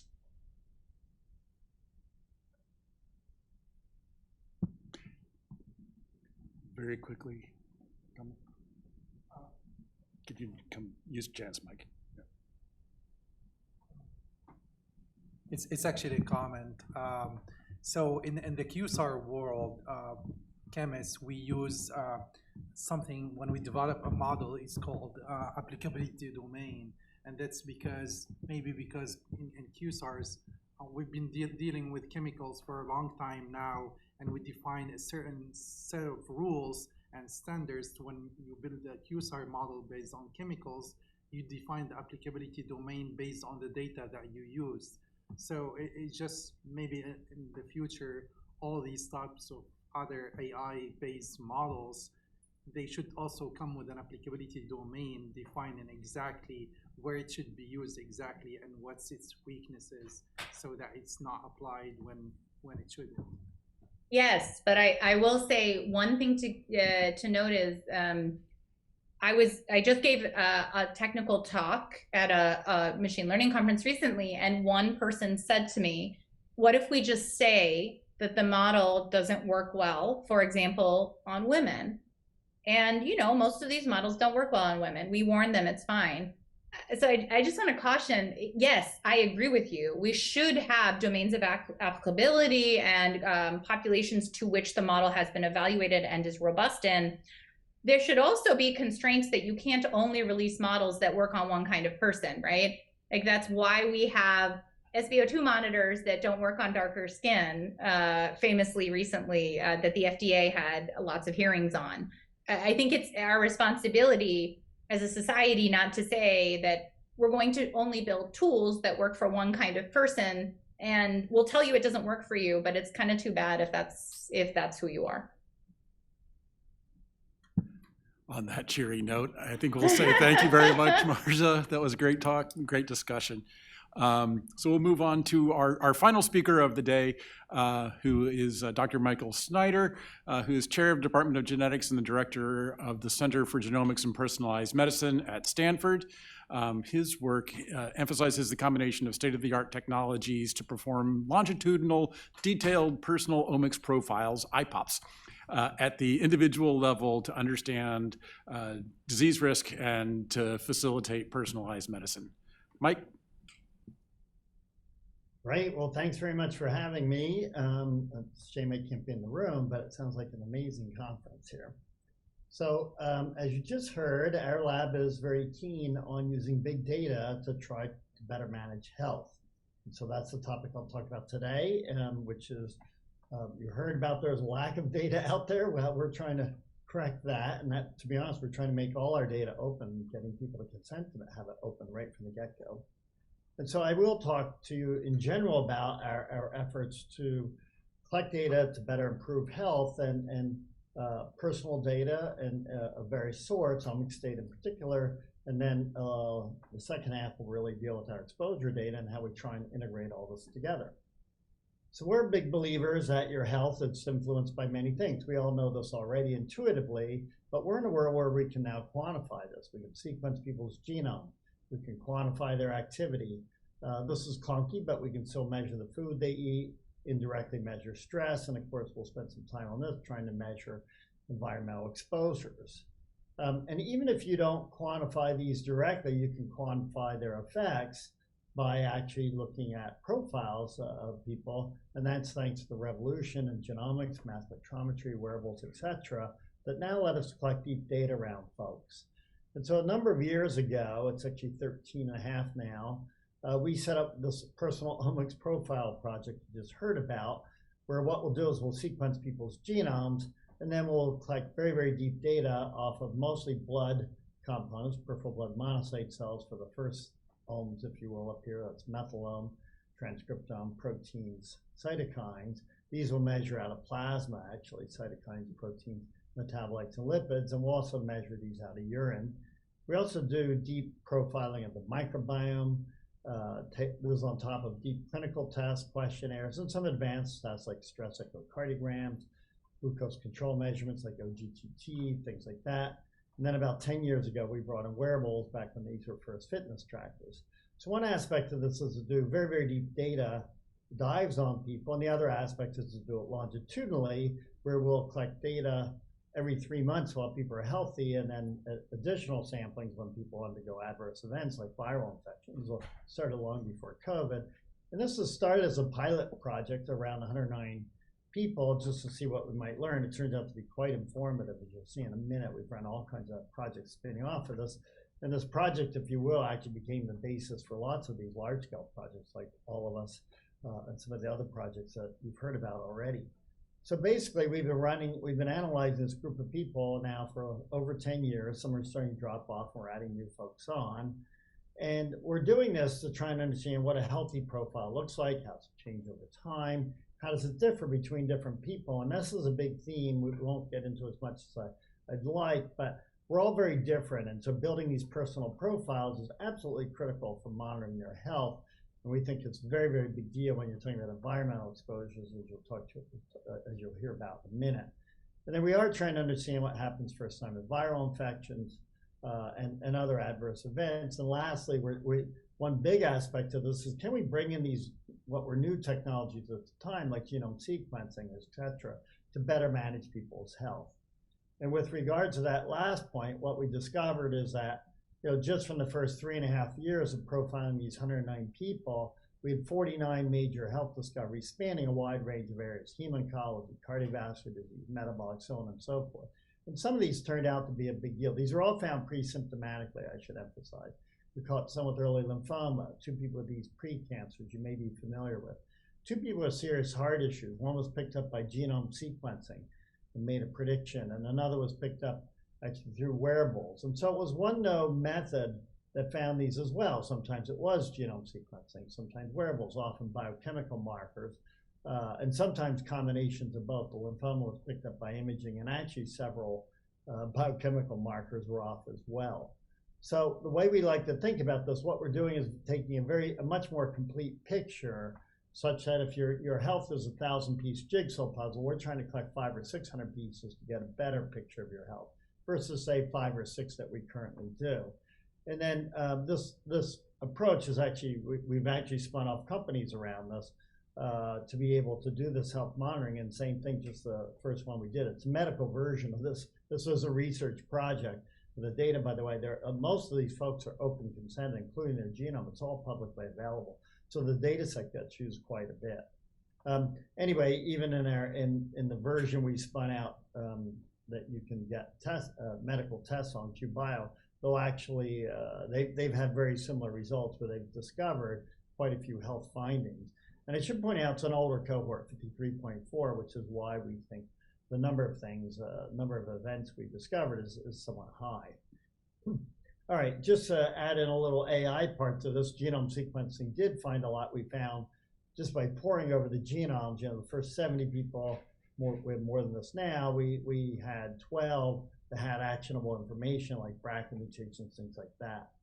But I think AI is really going to transform the way we're analyzing genomes, and we've been using this for trying to analyze complex disease. You may know most diseases like diabetes, coronary artery disease, things like that, even rheumatoid arthritis. They're mostly complex disease, which people tend to think of as these common variants that when you sum them up, and these days people sum thousands of millions of variants, to try and develop these polygenic risk scores for making predictions about people's complex disease. It really doesn't work very well.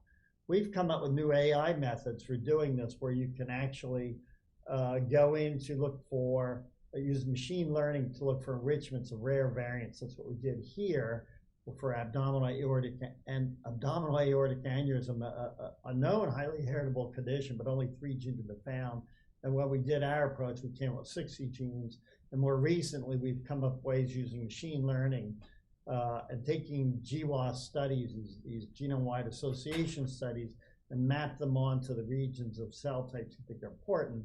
And these approaches have been super, super powerful. This one, we went from 7 genes to 690 genes. We can explain 36% of the heritability. It used to be 6%. And even severe COVID in young folks is generally thought to have a genetic component. And our machine learning method basically found the same thing, well over 10 times more genes. Went from 47 to over 1,000. And under the most severe form of this, we can actually predict 77% of the heritability. It's pretty amazing with these new AI methods for finding this. And we can even go on in the case of AA, we don't have this working for the others yet, and even set up new predictive risk scores. And the reason I want to introduce this slide is that your genome alone can have some predictive value. If you add your genome plus a little bit of key electronic health record information, you can do even better. And my prediction is that if you add in environmental exposures, known exposures, you should be able to drive this up even higher and get better predictive scores. And that's the power of a lot of this machine learning. is that you're adding in features, whether they're exposome. We have a paper out on this, exposome versus, say, genetic versus other contributors, and it pulls out, in a sense, these features that can help you set up predictive models, and I think this will be very, very powerful. And I agree with everything that was just said. You do want to avoid the bias as much as possible, get these trained on diverse populations. I'll just say one other fun thing is we can actually tell how people are aging by doing these deep profiles and following people longitudinally. This person, if you look at the top pathway that's changing, it's a cardiac hypertrophic signaling pathway. This person's a cardio ager. This person's a pretty typical ager. Their top pathway is coagulation. Turns out their metabolic pathways, other pathways all go up with time. We can classify people in age types, and we can, again, then see how different people are aging. It turns out to be pretty cool. We all age differently. We're spending a lot of time on this. I think this is going to be very, very powerful for data collection and should lead to an explosion of data information. With this idea that, you know, these days for healthcare, you typically go in to a physician, and even when you're healthy, and they make some measurements and send you home. We're trying to actually flip this around, make as many measurements at home, which is a much more natural environment anyway, as well as collect samples at home, which is a big deal when people aren't healthy, either mentally or other ways. And so we've been pushing these two technologies a lot, some of you may know. In the wearable space, there's just a ton of devices out there. We'll talk about smartwatches and CGM, microsampling. We spent a lot of time on this. I know that what this is going to sound like, that ours does work. Okay, what we discovered early on with the wearables is that these are powerful devices because you wear them 24/7. You may or may not know, but over 20% of the US population, 50 million people or more, are wearing a smartwatch or ring or what have you, which is actually capable of health tracking. And half the planet has a smartphone, so we actually think we're capable of tracking half the planet if you were to pair that with a smartwatch. Anyway, what we discovered early on is that you could tell when people are getting ill from infectious disease. Initially, we discovered this with Lyme, went on the shelf for respiratory viral infections. I'll show you that in a minute. And the Lyme disease was picked up because blood oxygen dropped abnormally low, heart rate jumped up. Later learned that skin temperature changed as well. Didn't notice at the time, and went on to diagnosis as Lyme. Those first picked up again asymptomatically, and then later symptoms came off and on and was treated. So the point is that you can tell when somebody's getting ill from a smartwatch. We went on to show that it worked for respiratory viral infections, published this several years ago, I guess over 6 now. And so bottom line is, obviously COVID's come along. We're in the midst of whatever we're in these days, and it's not going away. And it turns out when this first erupted, we wanted to see if we could detect COVID with simple smartwatch. We partnered with Fitbit.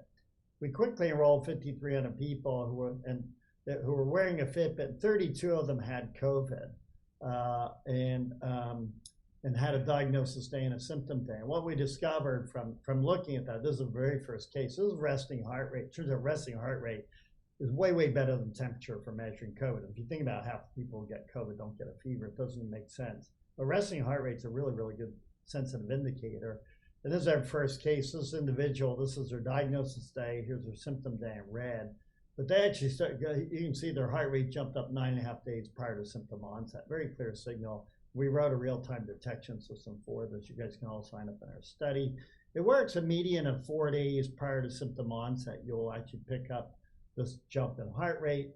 And I should point out, it works 80% of the time. 20% we don't get a stable baseline. We need more data. I know we can do better than that, but that's where we're at now.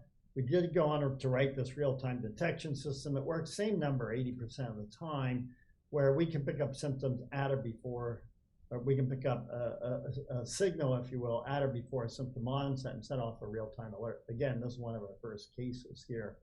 And bottom line is this person got symptoms here. They were diagnosed the next day, and they were getting red alerts for 3 days prior to this. Works for Apple, works for Fitbit, should work for all devices. It's an anomaly detection system, and it works in both pre-symptomatic and asymptomatic cases. Here's an asymptomatic case, diagnosed state here. This person got red alerts for about 2 weeks prior to being diagnosed. It's not specific for COVID, it's a general stressor. And so if you look at people this before earlier that didn't have, never had COVID, the number one trigger is workplace stress, actually, for triggering red alerts. We set this in a way the alerts go off about every 6 weeks, which gives nice sensitivity. We did surveys, people seem to like that. Other things trigger red alerts, including other infections, mycoplasma, influenza, what have you. But even these, we would argue, is valuable information. I know we'll be able, with more data, to tell the difference between workplace stress and respiratory viral infection. We do now have ML methods, machine learning methods, and deep learning methods for distinguishing these. They're just not, they need to run rapidly and cheaply so you can deploy them at scale. The system we built should be able to handle millions of people without breaking the bank. If you get too sophisticated, it could get very expensive. But the models will tell us what parameters are best used to build simpler systems for, again, screening for the whole planet. You may not realize these devices you wear on your wrists and things, they're incredibly sensitive and they collect a lot of information. And you think about a smartwatch, when it's measuring your SpO2, it's shining in on your blood cells, looking at absorbance and reflecting back. And so it's measuring quite a bit. And so we use machine learning to capture a lot of features. This is a 2016 smartwatch. We could actually get a reasonable signal for hematocrit, red blood cell count, even hemoglobin, all these things straight from the smartwatch. It's not a clinical grade measurement, but it's enough to see if you shift, that is to say, if you see a change, even hemoglobin A1C and fasting glucose, we can pick up with the smartwatch, again, because of dryness. I know we can even do better with today's devices. So I think these things are going to be super powerful for quantifying what's going on or following what's going on in natural environments. And we've also done a lot, I don't want much time to spend with this, with glucose monitoring. I think it was very, very relevant, though, to the group that's assembled there. Our claim to fame, so to speak, is that we started putting these on normal and pre-diabetics. And we discovered that even normal people will spike just as bad as diabetic, so-called normal people. Many of them are moderate spikers. That's probably not so surprising. Some do still have good glucose control. We classified people in the glucotypes and went on to show that different people spike to different foods. Aaron Siegel showed the same thing. I won't have time to get into this, but this stuff is very, very personal, meaning some people will spike to bananas, others to potatoes, some to white bread, some to brown bread. We're all different. And that's partly due to our microbiome. It's partly due to other things as well. That's not all sorted out. It's an area we're working hard on. This person actually spikes a banana, not a cookie. Probably the only person on the planet doesn't spike to a cookie. This person spikes not a banana. That's a little more common. Okay. Probably many of you don't know what you spike to, but you probably should know. Anyway, we spent a lot of time on this. I think this is a lot of power for exposome monitoring too. We've done some of this already, and we're pushing it hard at many different levels.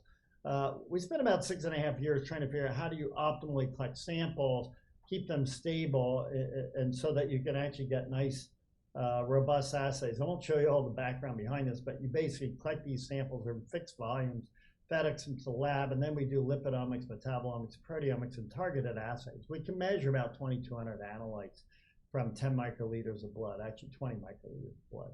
And what we discovered, proteins are pretty stable with the format we're using. Metabolites are mostly stable. Lipids, it depends on the lipid. And one of the things we discovered, again, a big deal for, I think, this group, is that everybody reacts differently to foods. And we had 32 people drink this shake. You can buy it in a CVS store. We sampled them before, 30 minutes, 60 minutes, 120, 240. Nice thing is you can do these experiments right in people's home, in their normal environment, and they mail back these samples. And we'll see hundreds, and well, in this case, about 1,000 metabolites change, including you can follow these significant glucose control molecules, insulin and other things if you follow, even inflammatory markers. And what we discovered is that everybody reacts to the shake differently. And this is just one example. We're looking at 3 carbohydrates. They tend to behave similarly as a group. Each box is a different person. This person, their carbs plummet when they drink the shake relative to other components in their blood. This person skyrocket, up. This person kind of neutral. This person's goes down. This person's goes down. So again, people drink the exact same shake, they're behaving differently with their carbs, with their amino acids, and various things. We could classify them into 5 different groups. This is pretty cool. Gray is the average. In this group, this is their inflammatory markers. It turns out in this group, the shake is anti-inflammatory. It suppresses inflammation. Yet in this group, it promotes it. This group, it promotes it too. So again, people are reacting very, very differently to the different shakes. And if you think about exposures, this is a big deal. 10% of people have inflammatory bowel syndrome. Most don't know what's causing it. We could actually measure that in situ with this kind of an approach, which is kind of neat. Lastly, we can put it all together. This is what I like to think is the ultimate, where we can do microsampling. There's one individual who took samples every waking hour for 7 straight days, 98 total samples, while wearing a CGM and a simple smartwatch, and did food logging as well. No surprise, thousands of molecules change, but the cool result is you can start correlating physiology with biochemistry and biochemistry with other biochemistry. And we make thousands of these associations. You can do something called time-lagged associations. We wrote some algorithms for this. And the bottom line is, you know, this is glucose, there's heart rate, probably hard to see, steps. And you can correlate cytokines, you can correlate, these are lipids, green are metabolites. And just some simple things that are obvious, you know, your insulin C peptide correlates with glucose, no surprise, but we can quantify. We can say it's exactly 10 minutes for this person. But then there's other things that were super cool too. This molecule involved in both Parkinson's and dementia, you may have heard of it, alpha-synuclein. It actually shows an interesting pattern. It turns out we think it's popping up in response to certain stresses. We're still trying to figure out what it is. And imagine if you're at risk for dementia or Parkinson's, you may want to know this so you could probably avoid some of those stresses. And I'm not saying you wouldn't ever get dementia, but maybe you could put it off a few years if you knew what was causing your spikes. So we've been building now personal AI algorithms. This is a very rough version of this, using wearable data to try. See, we think a lot of this should be done at the personal level because you can track people personally and see shifts with, if you have enough data. Every person's their own model. And of course, generalized models you'll need to get across people. But for personal models, you just need to collect enough data of you know, normal and abnormal states, and you can build personal models. So why am I talking to all of you? Well, we do a lot with the exposome. We're very interested. I think it's a very, very underexplored area. I'm sure everybody in that room would agree. And a number of years ago, we set up a method for tracking personal airborne exposures, where we had these monitors. You probably can't see, but I'm holding this up to the camera. This is our latest one. It's pretty small, and it measures PM2.5, PM10, all kinds of cool stuff, temperature, humidity.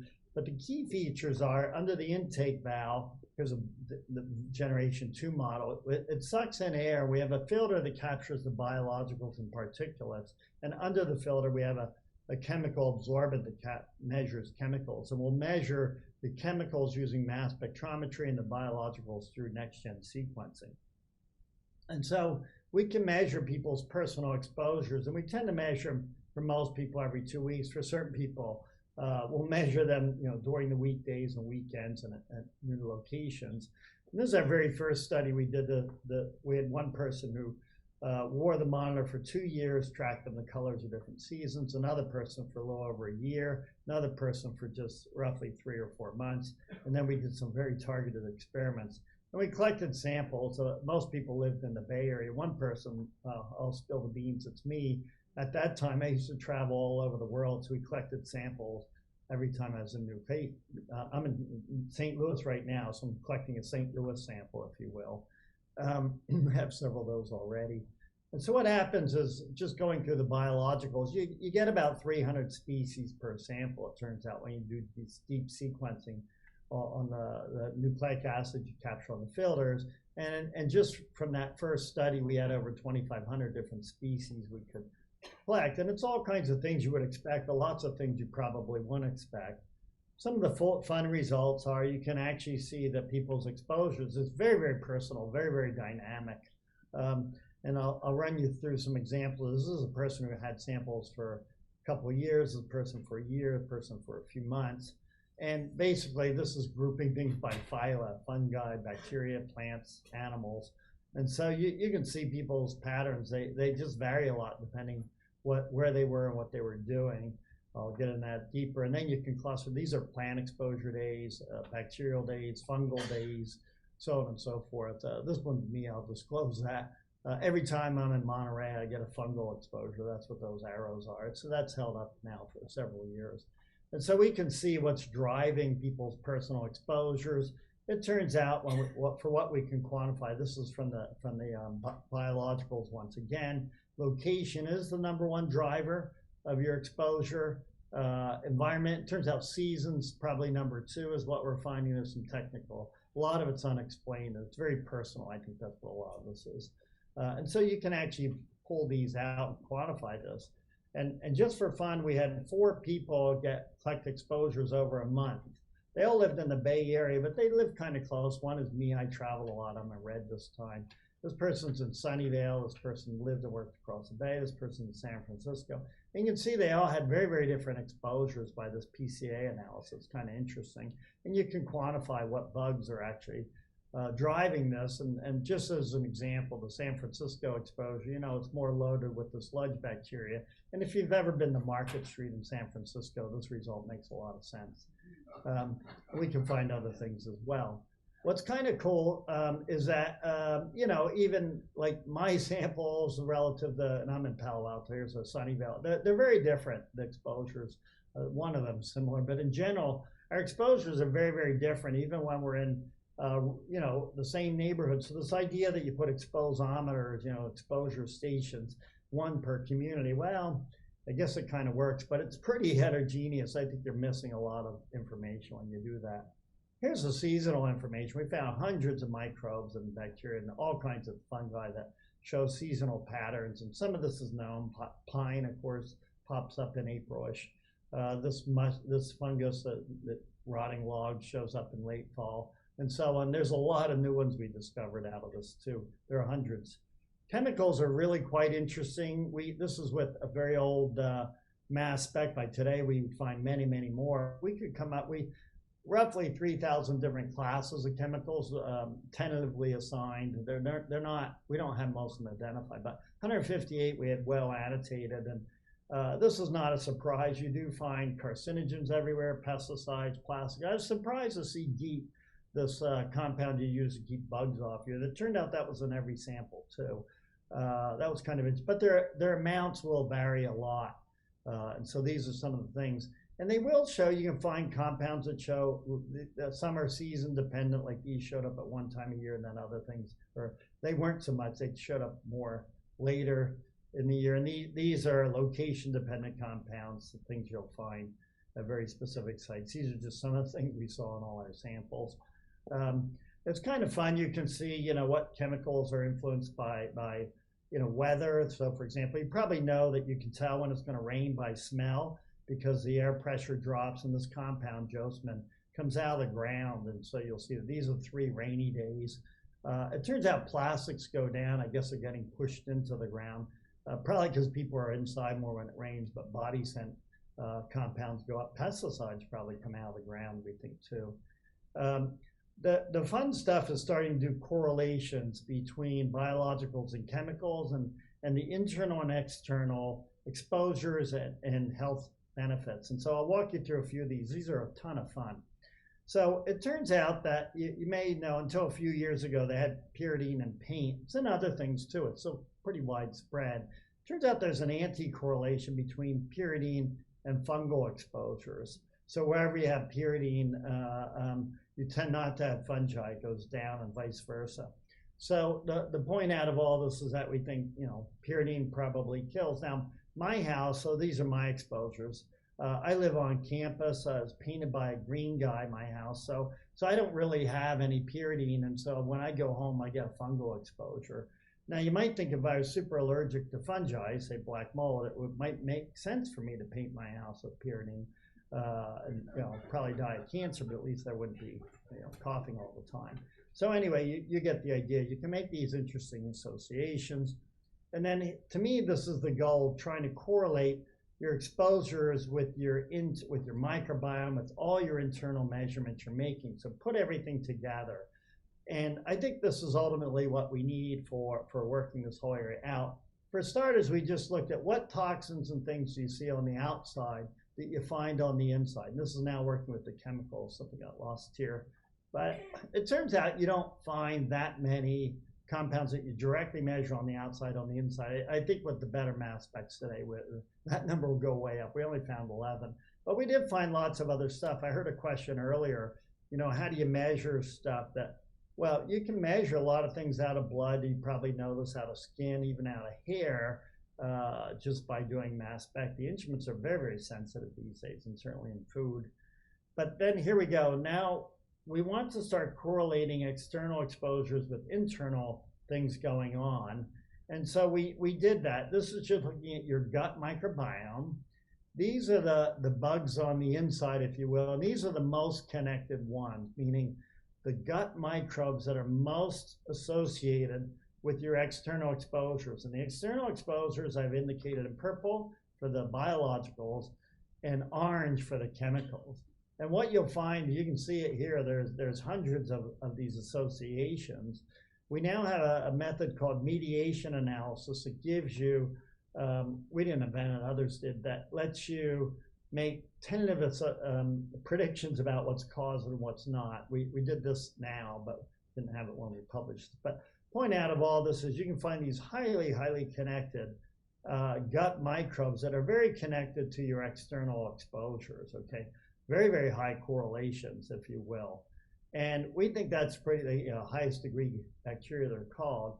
And it's pretty cool. So for example, basically of the 6 major internal gut microbes that associate with external biologicals and chemicals, they're all basically, 5 of them are very, very tightly related to inflammation, meaning that you're seeing a strong association between these things that seem to show up with inflammation and certain chemicals and biologicals, and we can quantify which are which. And this leads to creative ideas about how you might actually mitigate some of this, or at least their effects, through diet and probiotics. It's kind of an interesting concept.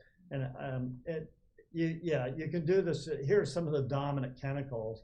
And I think this isn't a surprise, but on the other hand, it's kind of nice to see. And once again, we can quantify the association of pesticides, plastics, certain things with your internal gut microbes, quantify that association, which is kind of neat. And then we have actually all kinds of associations. You can quantify cytokines, other things. I guess I left those slides out. Even your metabolic profiles. And then these are health markers.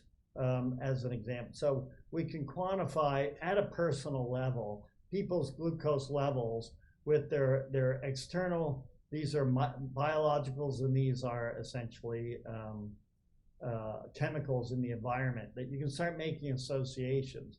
Again, this is mostly done on one individual, but can be done at scale, especially now that we have all the technology set up. So you make all kinds of interesting associations.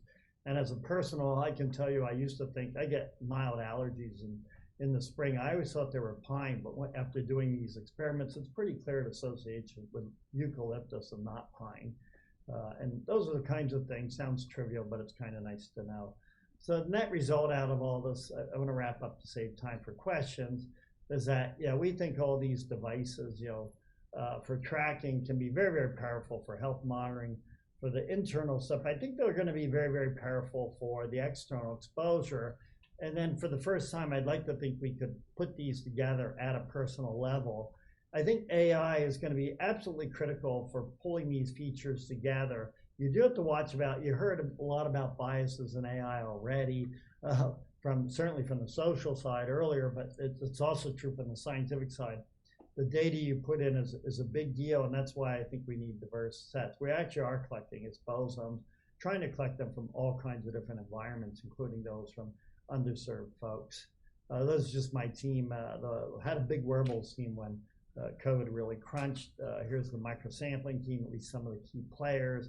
And here's our exposome team that's charging ahead and doing a lot here.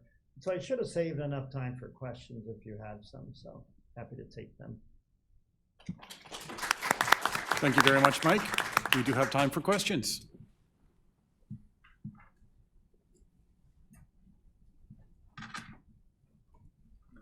You're probably all wondering what you're breathing right now. Hey, Mike, this is Rick Wychik. Just a question. So where is the epigenetics factoring into this? So you talked about genetics. You can turn a gene off. You can alter its expression by modifying the base sequence of the DNA, but you can do the same thing epigenetically. So do we know, for example, how often does an environmentally mediated change in epigenetics kind of homozygose a locus?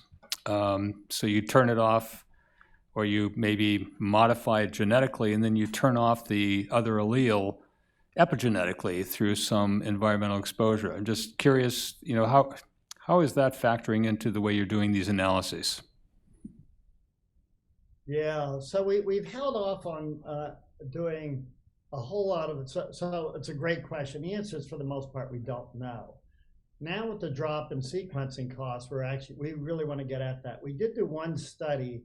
We've held off a little bit on doing the whole genome bisulfite. We want to wait because the samples are getting precious. Now the cost of sequencing has really plummeted, you may know.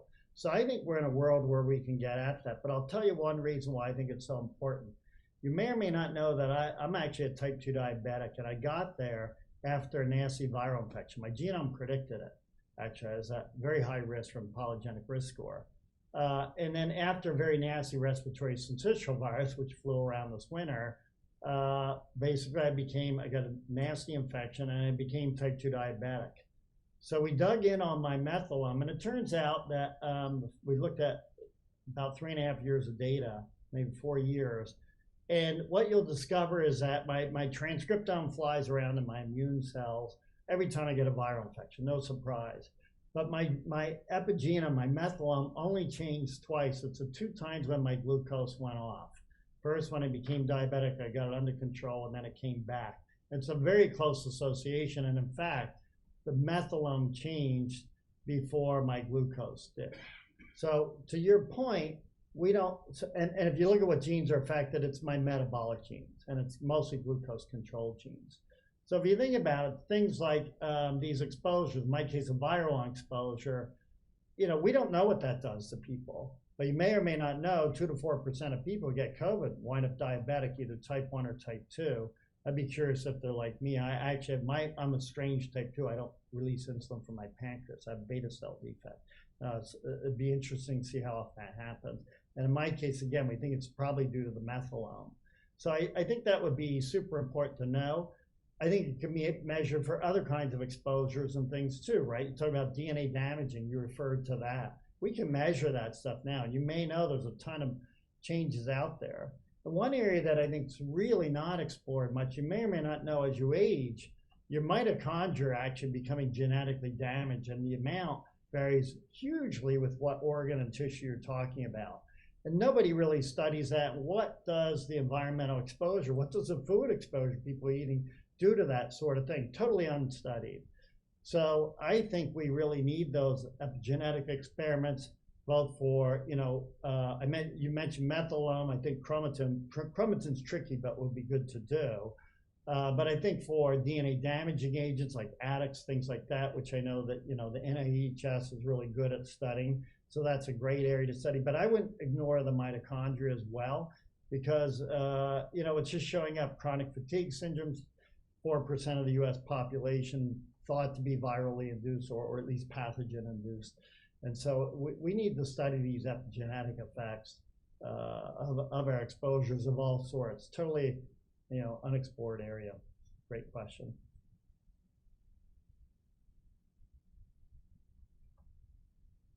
So if I could piggyback on a question as well. So your correlation between the microbiome and chemical exposures, how much of that is potentially due to, or the anti-correlation, potentially due to metabolic transformation by the microbes of the environmental factors? So the concentrations are changing because the microbes themselves are transforming and you're losing the signals. Yeah, we don't know the answer, but I'm sure that's what's going on in many cases. And we know that is a big factor, as well as, people's cytochrome oxidase is going to be a big factor too. So I think that's a really important thing to break down and figure out. Totally agree. So we not only need to understand, the toxins as we see them in the environment and what they exactly look like in the human, but we need to look at their derivatives as well. Totally agree. Trevor. Trevor Penning from the University of Pennsylvania. Very nice presentation. What you've provided is very provocative, but the question I have, and it's not just for you, it's for other people maybe as well, is that these are sophisticated technologies, and we're in a nation whereby we have a large of people who are uninsured. So the question becomes is how do we use this technology to improve the health of everybody, not just the wealthy, insured people? Yeah, that's a great question, and I'll give you a biased answer. Unfortunately, these things always roll out to the elite. Same with genome sequencing, right? The first people got access were people who had care, and then once it was shown to have clinical value, in principle, lots of people can get this done now for solving undiagnosed disease. In practice, that's not true. What I like about some of the technologies, I talked about the wearables, they're dirt cheap. You can get them out to everyone in the world, quite frankly. And I mentioned before, half the world has a smartphone. That's true even in Africa, even in these remote places. And yes, the internet's spotty there, but it's there. And so if you actually were to pair that with a smartwatch, and a $50 smartwatch will do it, you could have a health tracking device for everyone in the planet, or half the planet, just by pairing with their smartphone. So I actually think you can democratize things with some of these technologies.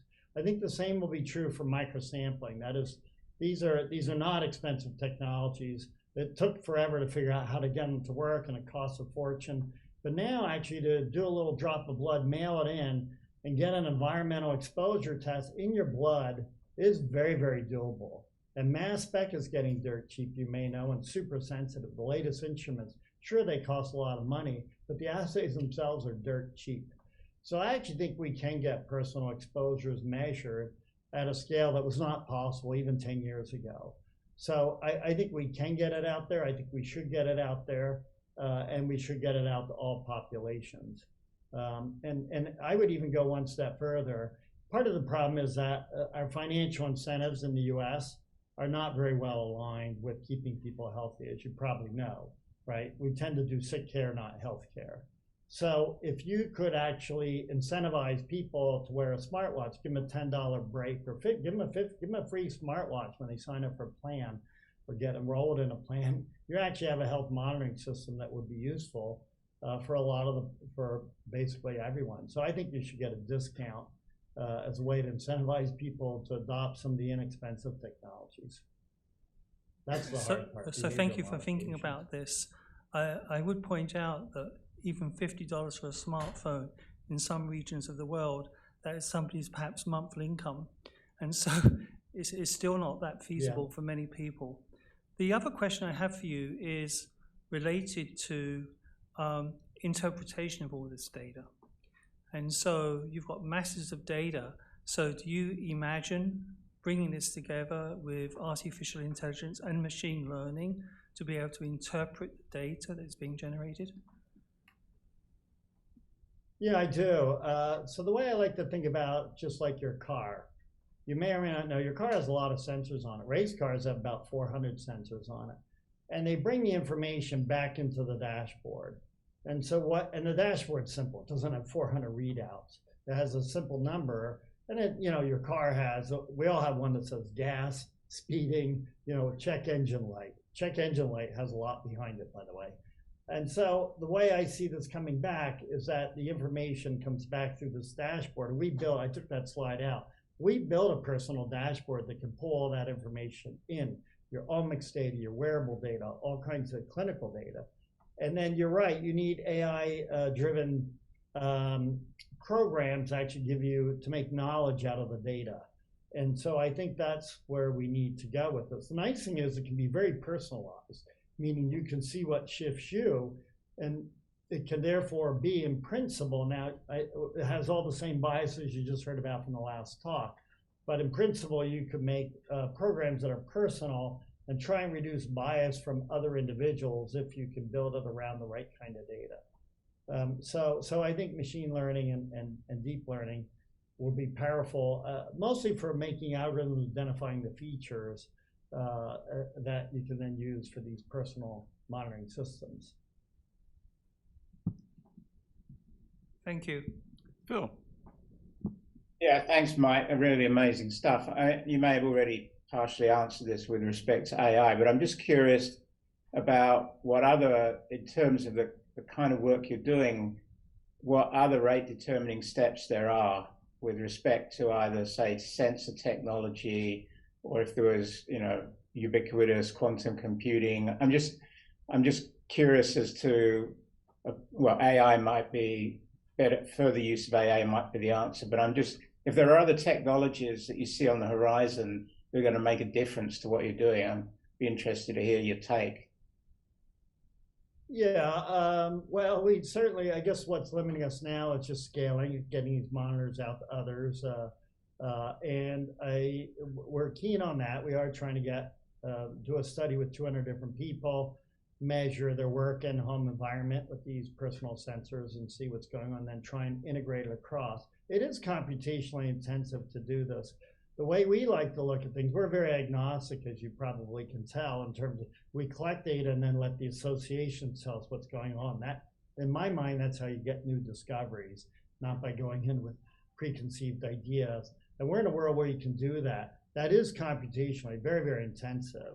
So we turn everything into features, whether it's environmental exposures, whether it's your DNA sequence, whether it's, your omics measurements. We'll turn each of these into individual features, try to find those that shift, and then do machine learning and other methods to be able to pull out information from that. It's computationally intensive, but the computing power has increased a lot, so it's probably going to increase even further thanks to what's going on with ChatGPT driving this out there. So I'm optimistic about it. I think just getting more of these studies funded. I think research tends to be pretty siloed, as you know. So, for example, to me, it's amazing. All of us didn't really even, as far they collect information at a very crude level, in my opinion. And even now, it's probably pretty crude. There's no reason not to bring in the exposome. If you're going to collect information on 1 million people, why wouldn't you collect personal exposure information? In my mind, I know it's now being talked, and they funded something to do that. So I think we just don't, we need probably more NIH agencies talking to each other so that they're not so siloed, so that we can get holistic view. Because anytime you dig into one of these studies, right, you're trying to build predictive models, you say, even the glucose I mentioned, well, the microbiome explains 21% of the variance. Well, where's that other 79%, right? It's always hard to find because nobody measured all the right stuff. So I think I'd like to see, and I'm totally biased here, these comprehensive measurements so that we can finally get to 98%. I'd like to know where 98% of the prediction for every single health condition sits. That is, and we're going to get there someday. Let's get there sooner rather than later. Actually, I think we all have the wish list of having the agencies work together. So. Yeah, and I know they try to, by the way, I don't mean it. Well, Mike, just as a comment, I think when you talk about the All of Us program, I mean, the All of Us is really building a cohort, a platform, and it's going to be up to us, all of the IC directors and other biomedical funding agencies to actually come forward and say, yes, we want to use that cohort, and we want to develop the types of exposomics tools that you can collect the exposure data and do it in a way that can be seamlessly integrated into the data infrastructure for the All of Us program. So this isn't Josh Denny's responsibility, it's actually our responsibility. And I've been actually working with other IC directors to come up with strategies and how can we collect environmental data in a way that we can better understand the role of environmental exposures in a whole variety of different disease processes. So I think what we need to do, and I think we're developing traction on this, is just bring an increasing awareness to the fact that people get sick or they stay healthy from environmental exposures. It's not just your genes. But as you have data, I mean, we know genes play an important role. So let's not dismiss it. It's not all genes and it's not all environment, but there are some very important contributions of gene by environment effects. And those are complicated because a lot of those environmental effects are going to be mediated through this very messy process of epigenetic changes in the way your genes are working. So it's really up to us to figure out how do we develop the kind of the vision and then develop the implementation strategies and actually bringing these things together. I see Karen has her hand up. There's one thing you said earlier. There's a whole timing issue, and a lot of the stuff is set during fetal life, fetal time. So I do think we need to be, and I see studies in Europe already running out of just monitoring people's environmental exposures during pregnancy. We're collaborating with them with our exposometer. So we should be starting it very early, and then, it's a big investment, but that there will be downstream effects of that. We all know autism, all these things are, happen very early. Actually, I think Andre was first. Yeah, I actually just wanted to add to Rick's comment, which I wholeheartedly agree with. And also, some of those people not working in nucleic acids or structure or function we think of genes maybe as the promoter and sort of an enhancer and then the gene body or the introns. It's so much more complicated with RNAs, microRNAs, non-coding RNAs, coding RNAs, and non-BDNA structures, which also impact gene expression and are not part of a coding gene. So it's really the whole gene expression, maybe, regulation at so many layers that's really, I think, going to be key in understanding that gene-environment interaction, as well as, of course, tying that in with the exposome. And again, that goes back to mechanistic understanding. Right. And don't forget the mitochondria. Yes, okay. That's right. Well, I think the way to look at a lot of this is these are molecular features that you're using as phenotypic readouts. And they're just rich with information, and they're at different levels. That's how we look at it. So every one of these things, how do we quantify things down to doctor's office? Well, physiology and looking at people, which counts for a lot, but now we can measure literally tens of thousands of, well, more than that, things out of people's blood and elsewhere. So I think these are readouts. We don't always know how to interpret them in health effects, but we will. Andre. Thank you. How do you separate out the microbiome, which is in part dependent upon environmental exposures, dependent upon your diet, and those in turn will change the epigenetic outcomes, et cetera, et cetera. This is really quite a wheel of interactions, if that makes sense. Where does one begin? Yeah. Where does the other one end? Well, there's something called mediation analysis. It's not perfect, but and a good example is my methylome after the viral infection. My methylome changed first, and then in front of my glucose and other metabolic genes, and then my glucose shifted later. So the interpretation is that, methylome precedes, the methylome changes precede glucose dysregulation. And there's formalisms of that. It's called mediation analysis, where you can actually see certain things either by timing or occur before other things, or who's dependent on who in terms of their presence. I don't know if that makes sense. I could show you, we have a very cool study where we measured 4 microbiomes. You guys might like this: skin, tongue, gut, and nasal. And you can actually see they all behave differently, and you can make correlations with their environment, and you can actually see what kinds of things in the environment associate with what kinds of changes at those 4 sites. And so it's a very rich data set. And again, part of it's timing. And by the way, you guys will like this too. When your immune system goes off, all 4 of them just go haywire. Meaning if you get a viral infection or do something that causes cytokines to go up, you can get, and it's very specific. So we are these integrated, if you will, ecosystems between microbes and all the biochemistry going on in us. But we can follow things by timing and such. And then ultimately, the only way to be perfect about this is where you go in and you then recreate with animal models where you change people's diet to you can do direct experiments at some level. Obviously with humans, there's a limitation to what you can do. But that's how you ultimately prove something. And luckily there's a lot of genetic variation out there that can also help tease out causative effects as well, if that makes sense. Mike, to build upon that last example.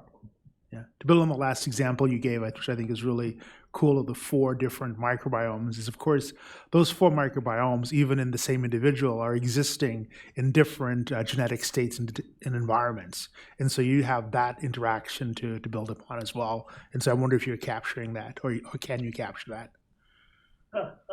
I wish we were. We're only capturing presence. We're not doing the transcriptome or the metagenome or proteome, which would be fun to do. Your point's well taken. We're only capturing one snapshot. But it's kind of interesting, you know. If I were to ask you, what do you think's more prone to your environment? Is it your stomach or is it your skin?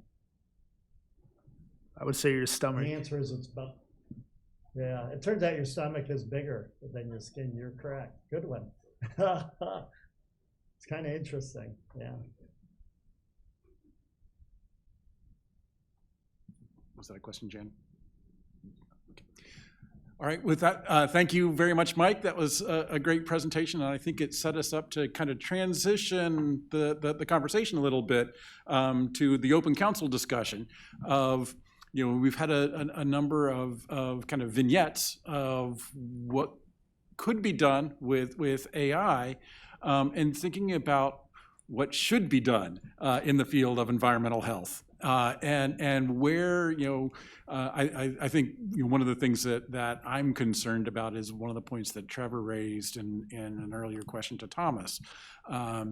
This is a field that is moving extraordinarily quickly, and it's moving on a time scale that our systems don't match, and you know, if we were to try to push programs to develop this, the questions we ask when we do a solicitation are going to be answered by the time we get the applications, let alone get them funded. You know, so how, you know, if we want to think about this space and kind of programmatic development, I'd like to get some sense from council on how we can approach this. And Gary Miller has some thoughts for us. Yeah, to me, like, it's a good point. Like, things are changing very fast, and so content is always going to be a problem. But training the next generation of how to adapt with this, that should be a priority, because we have to learn how to learn faster and keep up with those technologies. And we have T32 programs, we have supplemental things. I think that would be a really good place to think about how to teach people to learn better. So Gary, along those lines, who are we teaching? So a lot of the younger generation coming in, they're actually picking up this stuff. So are we talking about teaching the older people to kind of catch up with the youngsters, or what's the best approach? I definitely feel like an old dog in this sort of realm. I think a lot of it is, I do think that the younger generation that is being more, they're learning in this stage, are going to be more likely to help the older generation than me learning how to code. You know, so I think it's going to be a kind of a managing up from the people that have been doing this more intensely. Just, it could be, it's more natural. Like, I mean, I learned how to use a keyboard on a typewriter, right? It's very different the way we learn that people have learned by using more of the interface of a computer. So I'm gonna hire strong young people with that training. Yeah, to answer that, I don't know, but both, right, in both ways, because I think that the younger generation can teach us about the computational aspects and, you know, how to use AI, and we can help, at least as mentors, is what we do with our other graduate students, is how to apply good science, how to look at hypotheses and test them.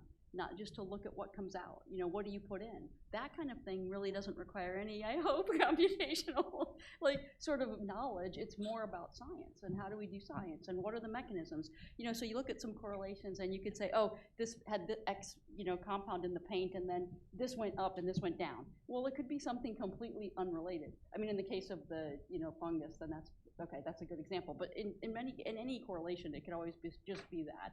It has nothing to do with one another. And so that's where mechanism and science and testing, experimental method, knowing what to put in, and then how to interpret what you get out. We can still teach the youngsters that, I think. I don't know, I think I can. I think that's a really good point. I mean, in terms of experimental design and where's the science going, and then who, you know, what are the training programs you need to train the people that are actually doing the work in the lab. So it's a combination of both things. And I think what has to be first and foremost is really designing the types of experiments that will utilize, you know, data-intensive, you know, protocols and scientific approaches.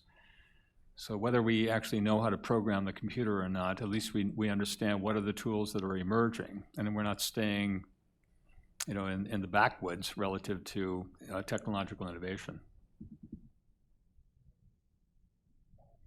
And following up with Thomas's talk is that the idea of making sure our data is machine readable and open science sort of initiatives, those are like going to be a critical part of making sure we can harvest the right information, and that's something I think we can push for. So my comment relates to the issue of training. I would raise the issue, do we need training? In the sense that if this moves along as I think it should become shovel-ready and idiot-proof. In other words, if you have a question, you should be able to put it into a search engine and get the data you want. You shouldn't have to worry about programming R or Java or any of those things. It should be user-friendly. And that's where we could actually provide support.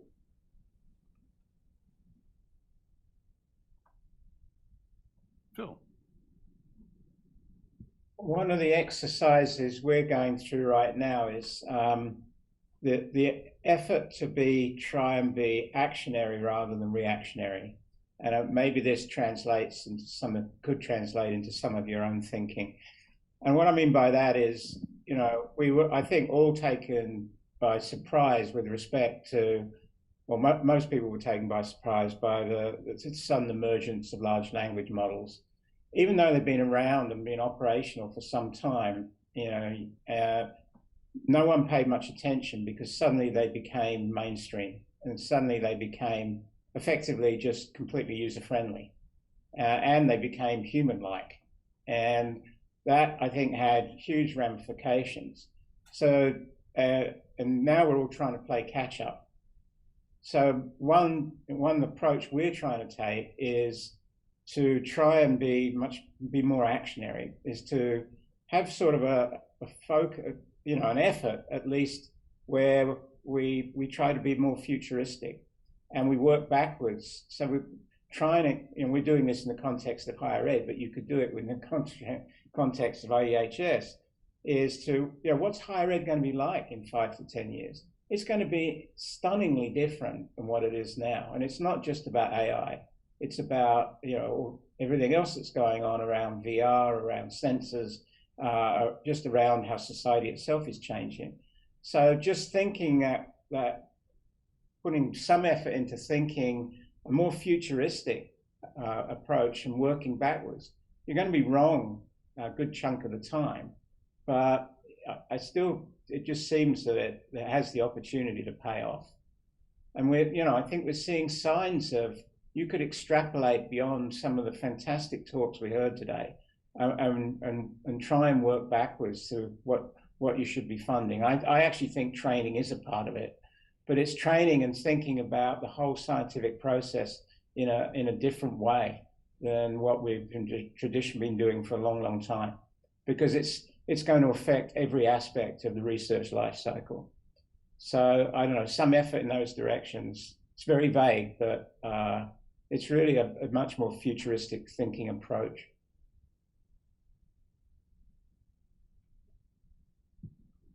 So asking a kind of continuing question for council's consideration, and it touches on some of the things that Marja raised and some of the other conversations that we've had of, as we're moving forward, how do we, NIH or NIEHS, think about guardrails on the work that we want to do, and how do we ensure that the tools and technologies are developed in a way that is fair and equitable and can be applied in some of our other focus areas, such as environmental justice communities, not just on the older white guys like me.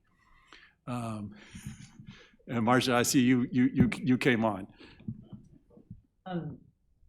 I just wanted to say, that's a very hard question, right? Because we're, even if we make analogies to some of the other technologies that we're talking about, Google search isn't fair, right? There's a whole, like, they're being taken to court by the government, right? Like, they're not fair. They definitely play favorites with the kind of search results you see. Advertisers have to pay different rates to target advertisements to different people from different demographic groups.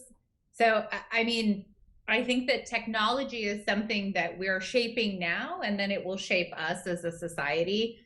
So when we think about how to ensure that these models are equitable, one of the things that I've talked to you and others about is it would be really nice if technologists who are sometimes thinking about trying to develop methods and want to have the intention to develop fair methods, it would be great if there were some idea of what levers could be pulled. And I know we had chatted about this before.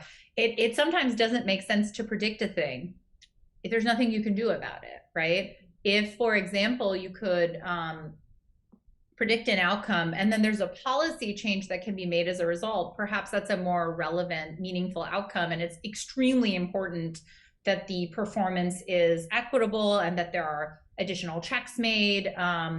If you're predicting something or you have a metric that is not going to be used in a decision, so this is like the difference between a descriptive flag and a prescriptive flag, right? Like, it's the difference between, is this a high sugar meal? It's a nice FYI, versus, is this a high sugar meal that violates a school meal policy, which has repercussions potentially in society?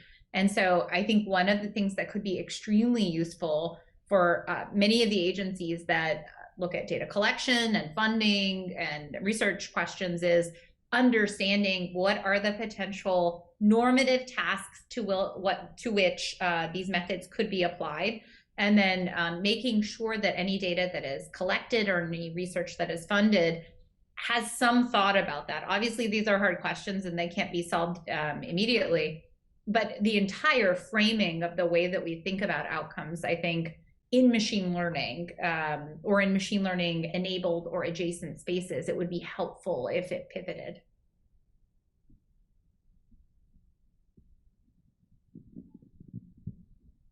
Yeah, thank you, Marcia. As people were talking about, all this technology and all that, my mind kept just going back to, but chatbot and all of the biases related to big data and the internet and so forth, and just that that how you navigate all of that, I think, is not obvious at all. As far as kind of your direct question, David, I mean, in some ways it's something you already know, which is that if you incorporate into the RFAs this, you've got to do this linkage. We want to see this technology linked to, underserved communities. We want to see the sort of democratic potential that Mike talked about coming out into the RFAs. Then people will come. And it's just like the interdisciplinary work, which for years and years it was hard to get people to collaborate, and yet I don't know. Today it seems like it's impossible to do any study without bringing in people from 6 different, disciplines and colleges and schools. At least, that's kind of been my experience. Trying to take on, little things like climate change, So, yeah, and the generational thing, I agree a lot with Gary that my students come in and they're eager to use these tools. They come in and say, I want to do this model, and I say, oh, okay, so you can teach me about this, and it's fun, it's great. And there's no shortage of short-sightedness in students who really don't have that experience, and they just love, crunching numbers and seeing stuff come out that looks exciting, but putting it into context is really, requires some maturity. It seems like that as faculty we have to offer. Or if I could just make a comment, I mean, I kind of work on a very simple model: you get what you reward. And if we can do a better job, I think, in rewarding people to be working collaboratively together. I mean, one of the things we've been doing with the Climate Change and Health Program, I think, as hopefully all of you know, is initially coming up with a framework, a collaborative framework, which clearly outlines that we're not going to get to where we want to go if we don't collaborate. So I think that we can be doing more of that. And again, you'll hear tomorrow, I'm personally very interested in the whole issue of exposomics, not in the environmental health sciences community, but working to integrate this into the way that we study the etiology of human disease and health. So across the entire biomedical enterprise. So that's part of our challenge. So we haven't done that before. But I mean, an example would be, I think Gary actually pointed this out with exposomics, and we've learned from genomics.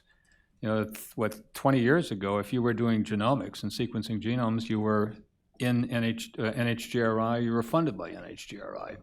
This has now become a technology that is more widely dispersed. And so can we do the same thing with environmental sciences, exposomics, and reducing this to practice so that others who don't study the environment, they know how to collect the types of data so that you can better understand, gene by environment effects. All good points. I just wanted to raise the issue regarding in the EJ community. So I noticed that the EPA has certainly taken on the public stance with respect to implementation of Justice 40 initiatives in their RFAs. And so just give you one example with regard to the current EJ STAR program, and I think it's all across. I just know about 2 areas, but under the EJ umbrella, certainly the insistence that awardees connect with the communities, in other words, functional stakeholders, such that early on you have to perform benefits at low income, disadvantaged communities benefits cost analysis. That's spurring a lot of innovation. I've noticed that because we meet frequently with each other across the agency. And of course, 40% of that money has to go back to said community with respect to the policy boundaries that are identified in said project, right? So that's going to spur innovation and collaboration. So perhaps we can borrow from Andrew's shop. Well, Andrew and I have been talking, but that's actually really important. And it's not that HHS doesn't have an interest in EJ. You'll hear tomorrow that there's actually a mandate coming from the secretary, and that Dr. Archer is taking the initiative on behalf of the entire NIH to actually come up with a set of very specific things that we're going to get done in the next 18 months. But let's absolutely hope that, actually expect that we'll be working closely with Andrew and his colleagues at the EPA. That would be great, and I will look forward to it. If I may, I actually have I'm thinking about your question about what you can do going forward, and I am thinking about my agency. I'm thinking about our ability or inability to get risk assessments out under TSCA, for example. And I look at Tom Hartung's toxicologist Christmas wish list, and it is that indeed. I mean, if he can generate $250 million of animal data in an hour using AI, or if we can validate that, if we can push it forward, if we can get it to a place where these are tools that we can actually use, it would be wonderful to be able to start using them to create regulations, to think about our precautionary or non-precautionary status, and actually to go to the equity side. You know, one of the huge challenges, so we have this huge challenge with doing our TSCA assessments as they are, our Toxic Substances Control Act assessments as they are. People like me are pushing from the research wing saying, yes, and the law may actually give you the discretion to put vulnerability factors in there, equity factors into that as well. And I understand that the risk assessors are saying, my God, you know, how can we do this? How can we do even more? Listening to Tom, you know, I guess I'll have to ask, are the AI approaches the ways to ask these what-if questions? Are they the ways to look at, you know, they'll always ask us, well, is that contained in the factor of 10 that we have for human variability? Well, can we start using these platforms to actually run those scenarios and run the scenarios that we desperately need to be able to start incorporating equity, perhaps first conceptually, and to give a reasonable answer back. But to give that reasonable answer back, of course, we have to be sure that these are not AI hallucinations we're dealing with. But in fact, there's some level of validation and some level of matching what's out there.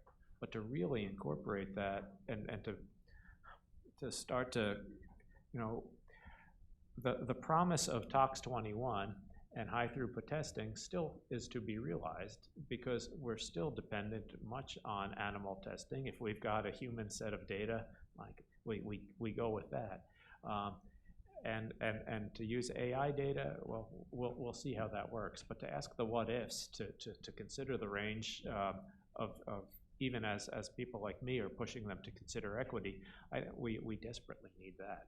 And if you can fund some of that and we can fund some of that, that would be great.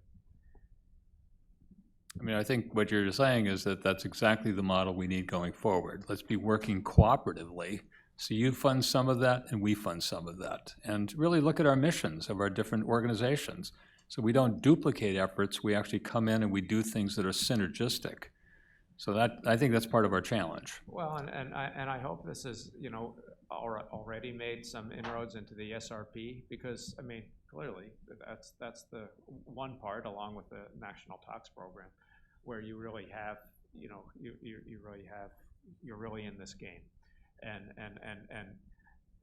we have the individual chemicals, and then we've got the mixtures, which of course are the huge challenge. So really addressing these toxicological wicked problems would be these seem to offer promise.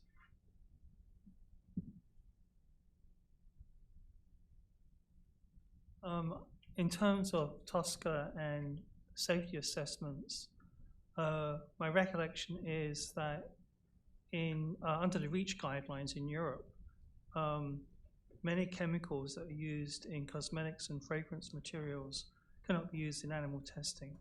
Yeah, they still have to go through a safety assessment.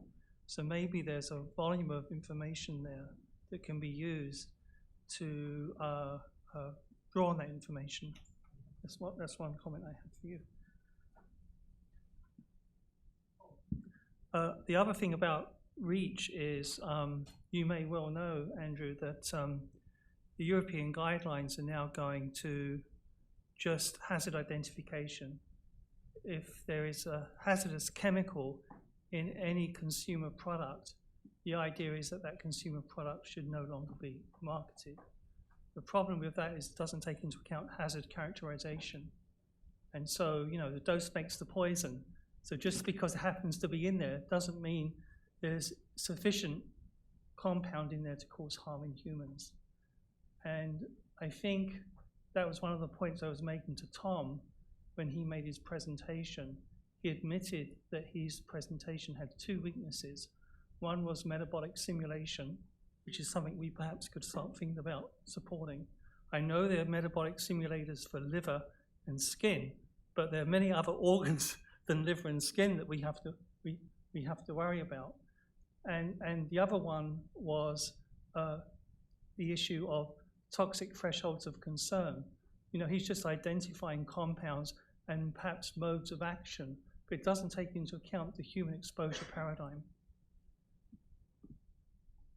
Right, so that takes us back to where, I mean, yes, we were asked to stop just doing hazard ID a long time ago. We need to understand that dose response.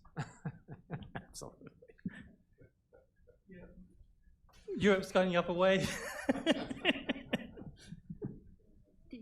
Do you have something in, I haven't read it for a while, in the mission statement about AI?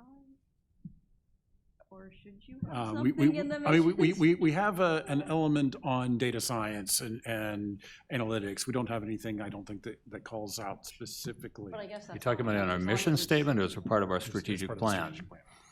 It's not in our mission statement, although I would argue that AI is more of a kind of an integral part of how we do our mission, and is probably not appropriate to put in a mission statement as an overarching umbrella. But certainly as an integral theme within the emerging strategic plan. I'll talk about how we're doing this tomorrow. But I think that's very, very well stated.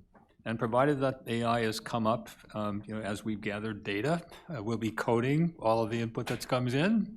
And so the themes will emerge, but I suspect AI/ML will be prominently represented in these themes that are coming through. Jenny. So during this discussion right now, I was thinking about AI and definitely risk assessment and how small the box is depending on who's doing it, but looking at, I worked on a project where there was a big spill back in 2015 and it went through Navajo Nation, and the risk assessment that went through and what the reality of what people did with the water and stuff was really night and day. So I think that could be exciting. But I was thinking about a different project that I've been working on, and it's specifically for Native American students and barriers for them to go into STEM fields. And a lot of concerns come up about animal, having to train and do things with animals, having to do things with people, and how exciting it could be, especially based on these talks we heard today, that there's better ways using AI, so then these students wouldn't have to be in a sophomore level biology class saying, I can't do this. And I was thinking more beyond Native students, but just students who have very closeness to animals and other things within their culture that says I'm gonna go do business, or I'm gonna go do something else. So I think there could be really big impact on diversifying the number of folks that go into these different areas. With respect to training students and trainees, and I don't know if Phil wants to make some comments on this, something that I'm concerned about is, are we paying enough attention to helping people to understand how to structure their data and to develop the types of data repositories that we're all going to need to do all this AI/ML? Right now, I think it's a mess. I mean, there's duplication of effort. You have, we train our students, okay, you generate lots of data, okay, develop a database. And no one's talking to anyone else about their databases so that these things are sufficiently different that there's heterogeneous data that's being collected. And then how do we integrate this together in such a way that we can truly appreciate the synergy of bringing different data sets together? I don't know, does this resonate with anyone? Phil, I suspect you have something to say about this. You're thinking? Are you still there?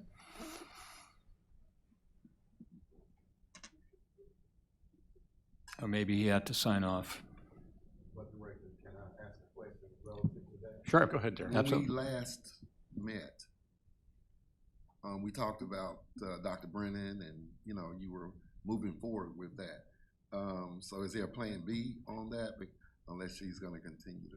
Well, actually, it's I bring it up partly because I'm in the middle of trying to help come up with a solution, but it's a very complicated one. So Dr. Brennan, who is actually, as if you haven't heard, she will be is leaving the National Library of Medicine in the next few weeks. But on the other hand, there's still, I mean, Susan Gregorek is a very strong individual as our chief data scientist at the NIH recognizes that this is really important. I've actually been involved with Michael Cheng, who's the director of NEI, on developing sustainability frameworks.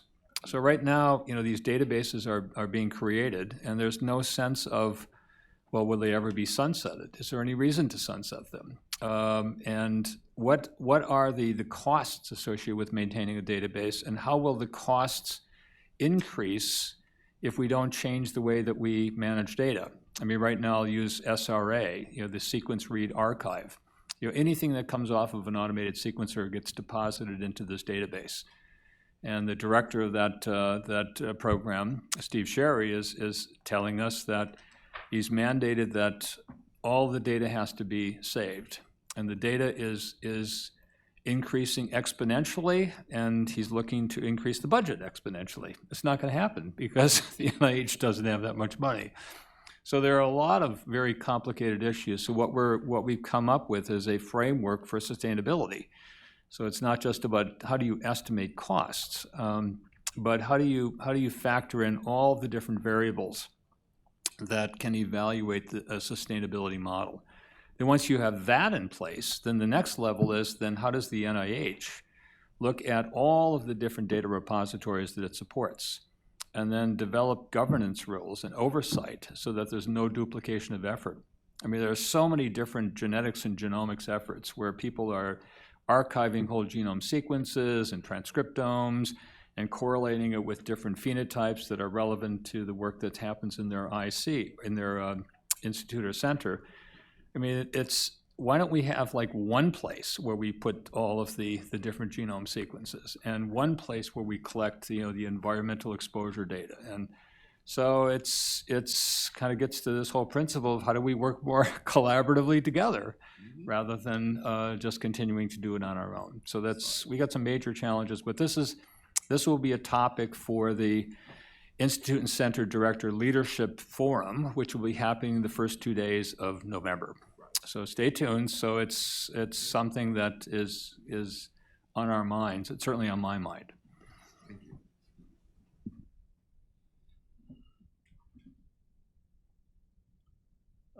I think one thing that we need to also think about is we heard a lot about the electronic medical record during the presentations today, but they all seem to be very light on actually capturing exposure data. I didn't see anyone give a really vibrant commentary on what is being captured in electronic medical record in terms of exposure data. This is something we could facilitate if we wanted to. Well, I totally agree with you, and it's, you know, simply, I'd love it if a physician would ask their patient, you know, where do you live and where do you work, as kind of a starting point. You know, get it into the medical record. It's just not there. So it's something that I know it's a great consciousness, and the question is, you know, how do we do this, and then how does this, you know, I think that this should be incorporated into an overarching operationalization, is that a word, of the exposomics. So that should be an element of what we do, and physicians should be thinking about exposomics when they're interacting with their patients and doing a medical history.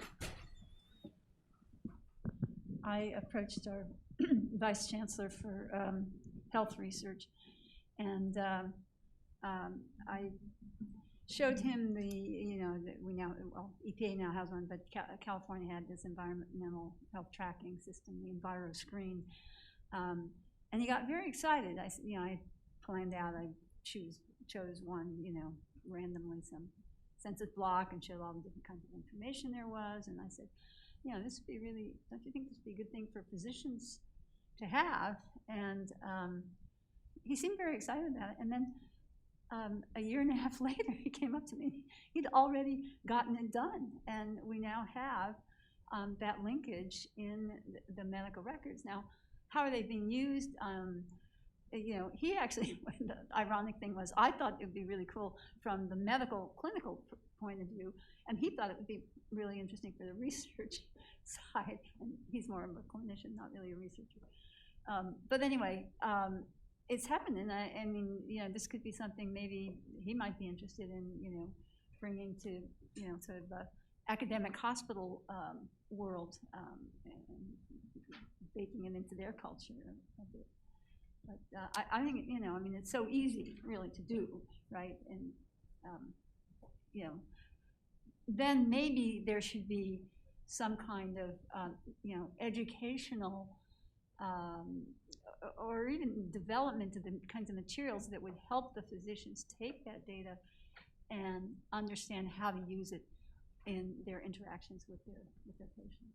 I think the first step is actually getting clinicians to realize that there are environmental exposures that may be associated with their phenotypes. Actually, my colleague here, you were part of the symposium that we participated in at the American Neurological Association. I don't know. Do you want to speak from your perspective? It's a bunch of physicians who, this whole idea that pesticides were associated with Parkinson's disease and this and that, they were angry. Why is it that we didn't know about this? I don't know. Yeah, I think there's a lot of ignorance that has to be quelled. But I think one of the issues is that with the medical economics of the United States, trying to squeeze extra minutes, and it would take quite a while, just trying to squeeze extra minutes when you have 10 to 15 minutes per patient is a huge challenge. And so something's got to give. But I agree with the overall importance of this. Obviously, I'm interested in environmental exposures as causation and changing phenotypes and so on. So I'd like to comment on this as well. I recently heard that there is a proposal to have blood PFAS added to the Medicare reimbursable list, which has the potential for the first time past lead to have this be a cost that could be factored into healthcare. Comes with the downside, because an academic hospital lab probably doesn't have the capability of measuring blood PFAS. And if you're trying to rely on state departments of health to do that analysis for you, that capacity is also very limited. And we're then reliant on the Quests and LabCorps of the world to develop this capability in order to be able to have it. So, in some ways, it's very encouraging that there is a movement to add more environmental exposures to reimbursable costs. But it's also very concerning because I don't know that we have the ability to actually meet that. I think it also has to change the medical curriculum that students are taught. There's almost nothing on environmental exposures in medical school. Yeah, I agree with the comment that Tim made. We don't, physicians aren't given time to do detailed analysis of exposure. In my field, I think we're better than the other specialties. At least we have lung diseases that are known to be caused by inhalational exposure. So such as pulmonary fibrosis, hypersensitive pneumonitis. We take a history for exposure, but obviously this is just a small group of patients. So if we were given more time, I think we would be able to do it. Just there's not enough time to do it.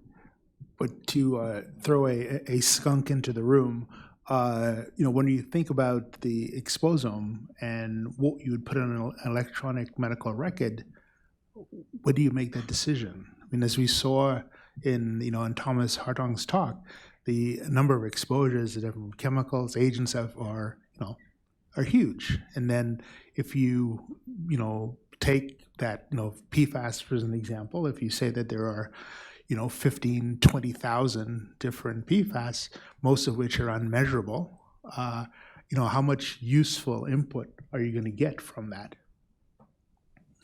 When we do the history, we only ask questions about the things that we know.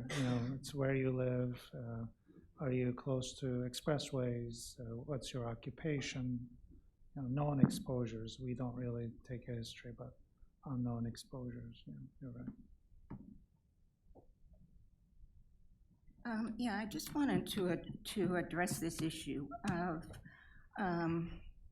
really communication from the environmental science community to medical students, to physicians.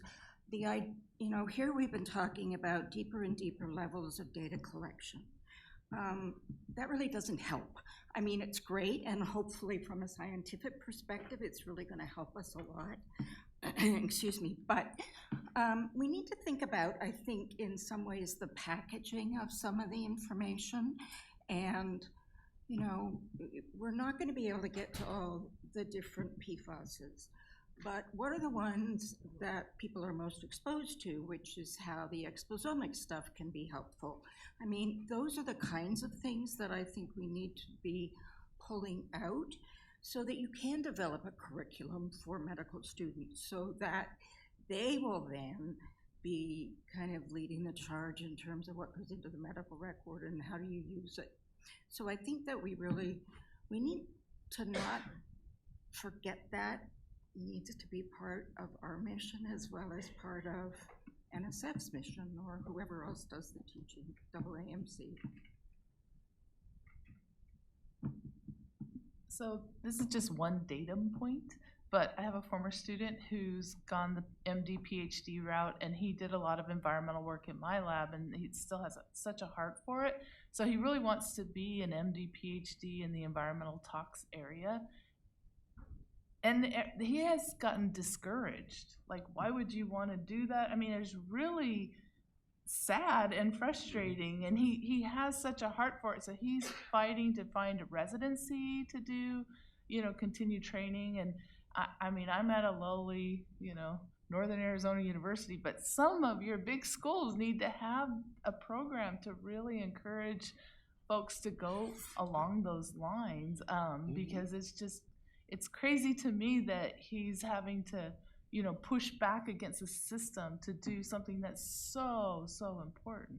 So but I don't know. I mean, maybe I'm just ignorant and I don't know of programs that are around the country. Mm-hmm. If there are, please tell me and I will tell him. So. Yeah, I think it's part of our responsibility in environmental health sciences, getting the word out. And I am actually hesitant to use the word ignorant because I don't think a lot of the physicians are ignorant. What they need to be aware of, it's our responsibility to make them more aware of the data and the associations between environmental exposures and health outcomes. So again, this meeting that Tim and I, were involved with the American Neurological Association, that made a big impression on me. So there were a lot of the physicians, got up. We actually planted questions amongst ourselves so that in case there was this moment of silence after the president. But it seemed like half the room got up. They lined up at the microphones. They wanted to know more about this and why is it that they hadn't heard about this stuff. So I think that's part of our responsibility. Let's develop the curriculum, get this on the medical school agenda. But most importantly, it's people becoming increasingly aware that the environmental exposures impact health, and that if that's the case, then this will permeate through. You won't have to convince medical schools to teach this. They'll know that this is an integral part of what they need to be teaching. Andrew? Yeah, I guess I'm surprised that there is not more in-reach through the medical providers in this. I think about lead. I think about lead as something that is causally linked to heart disease and cardiovascular disease. It's out there. We know this, but I don't know if the big providers are out there saying get those lead service lines out of the ground. clean up the soil, because this is going to save us money. And on the respiratory side, we've done, and in air pollution, we've done lots of benefit cost analyses with respect to PM and other air pollutants and the benefits of cleaning those up. I don't know if we've done the same analyses of MANEB and ZYNEB and other environmental chemicals that may be associated with Parkinsonism. But there really is a benefit cost relationship out there, and perhaps those are some additional studies if there are things that can raise the profile, particularly to those groups to whom this means real money, and if that translates into clinical time and clinical interest, then. Yeah, I think the way forward in some ways is to convince the payers that this is worth paying for, that it's going to save them money. So I know that there were other comments, but I think in the interest of having a closed session, we probably need to wrap up this conversation, and we can continue during the break and at dinner tonight. At dinner tonight, indeed. So Rick, do you want to close us out? Trevor, do you have, it looks like. Just two things very briefly. One is that if you want to change the medical school curriculum, I think the place to start is the AAMC.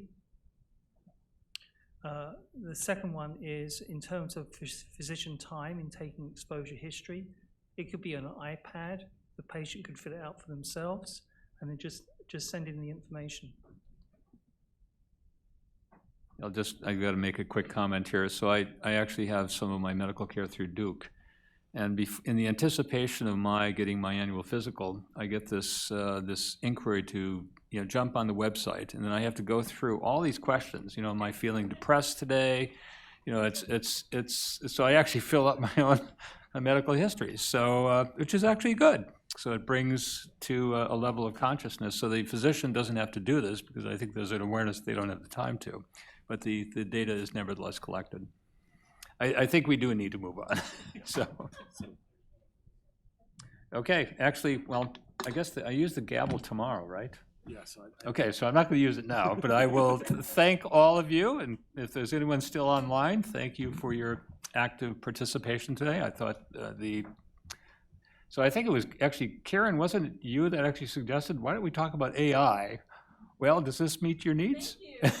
Okay, see, we listen. So thanks, everyone, and so we'll go now into closed session, and we'll plan to see everyone bright and early tomorrow morning.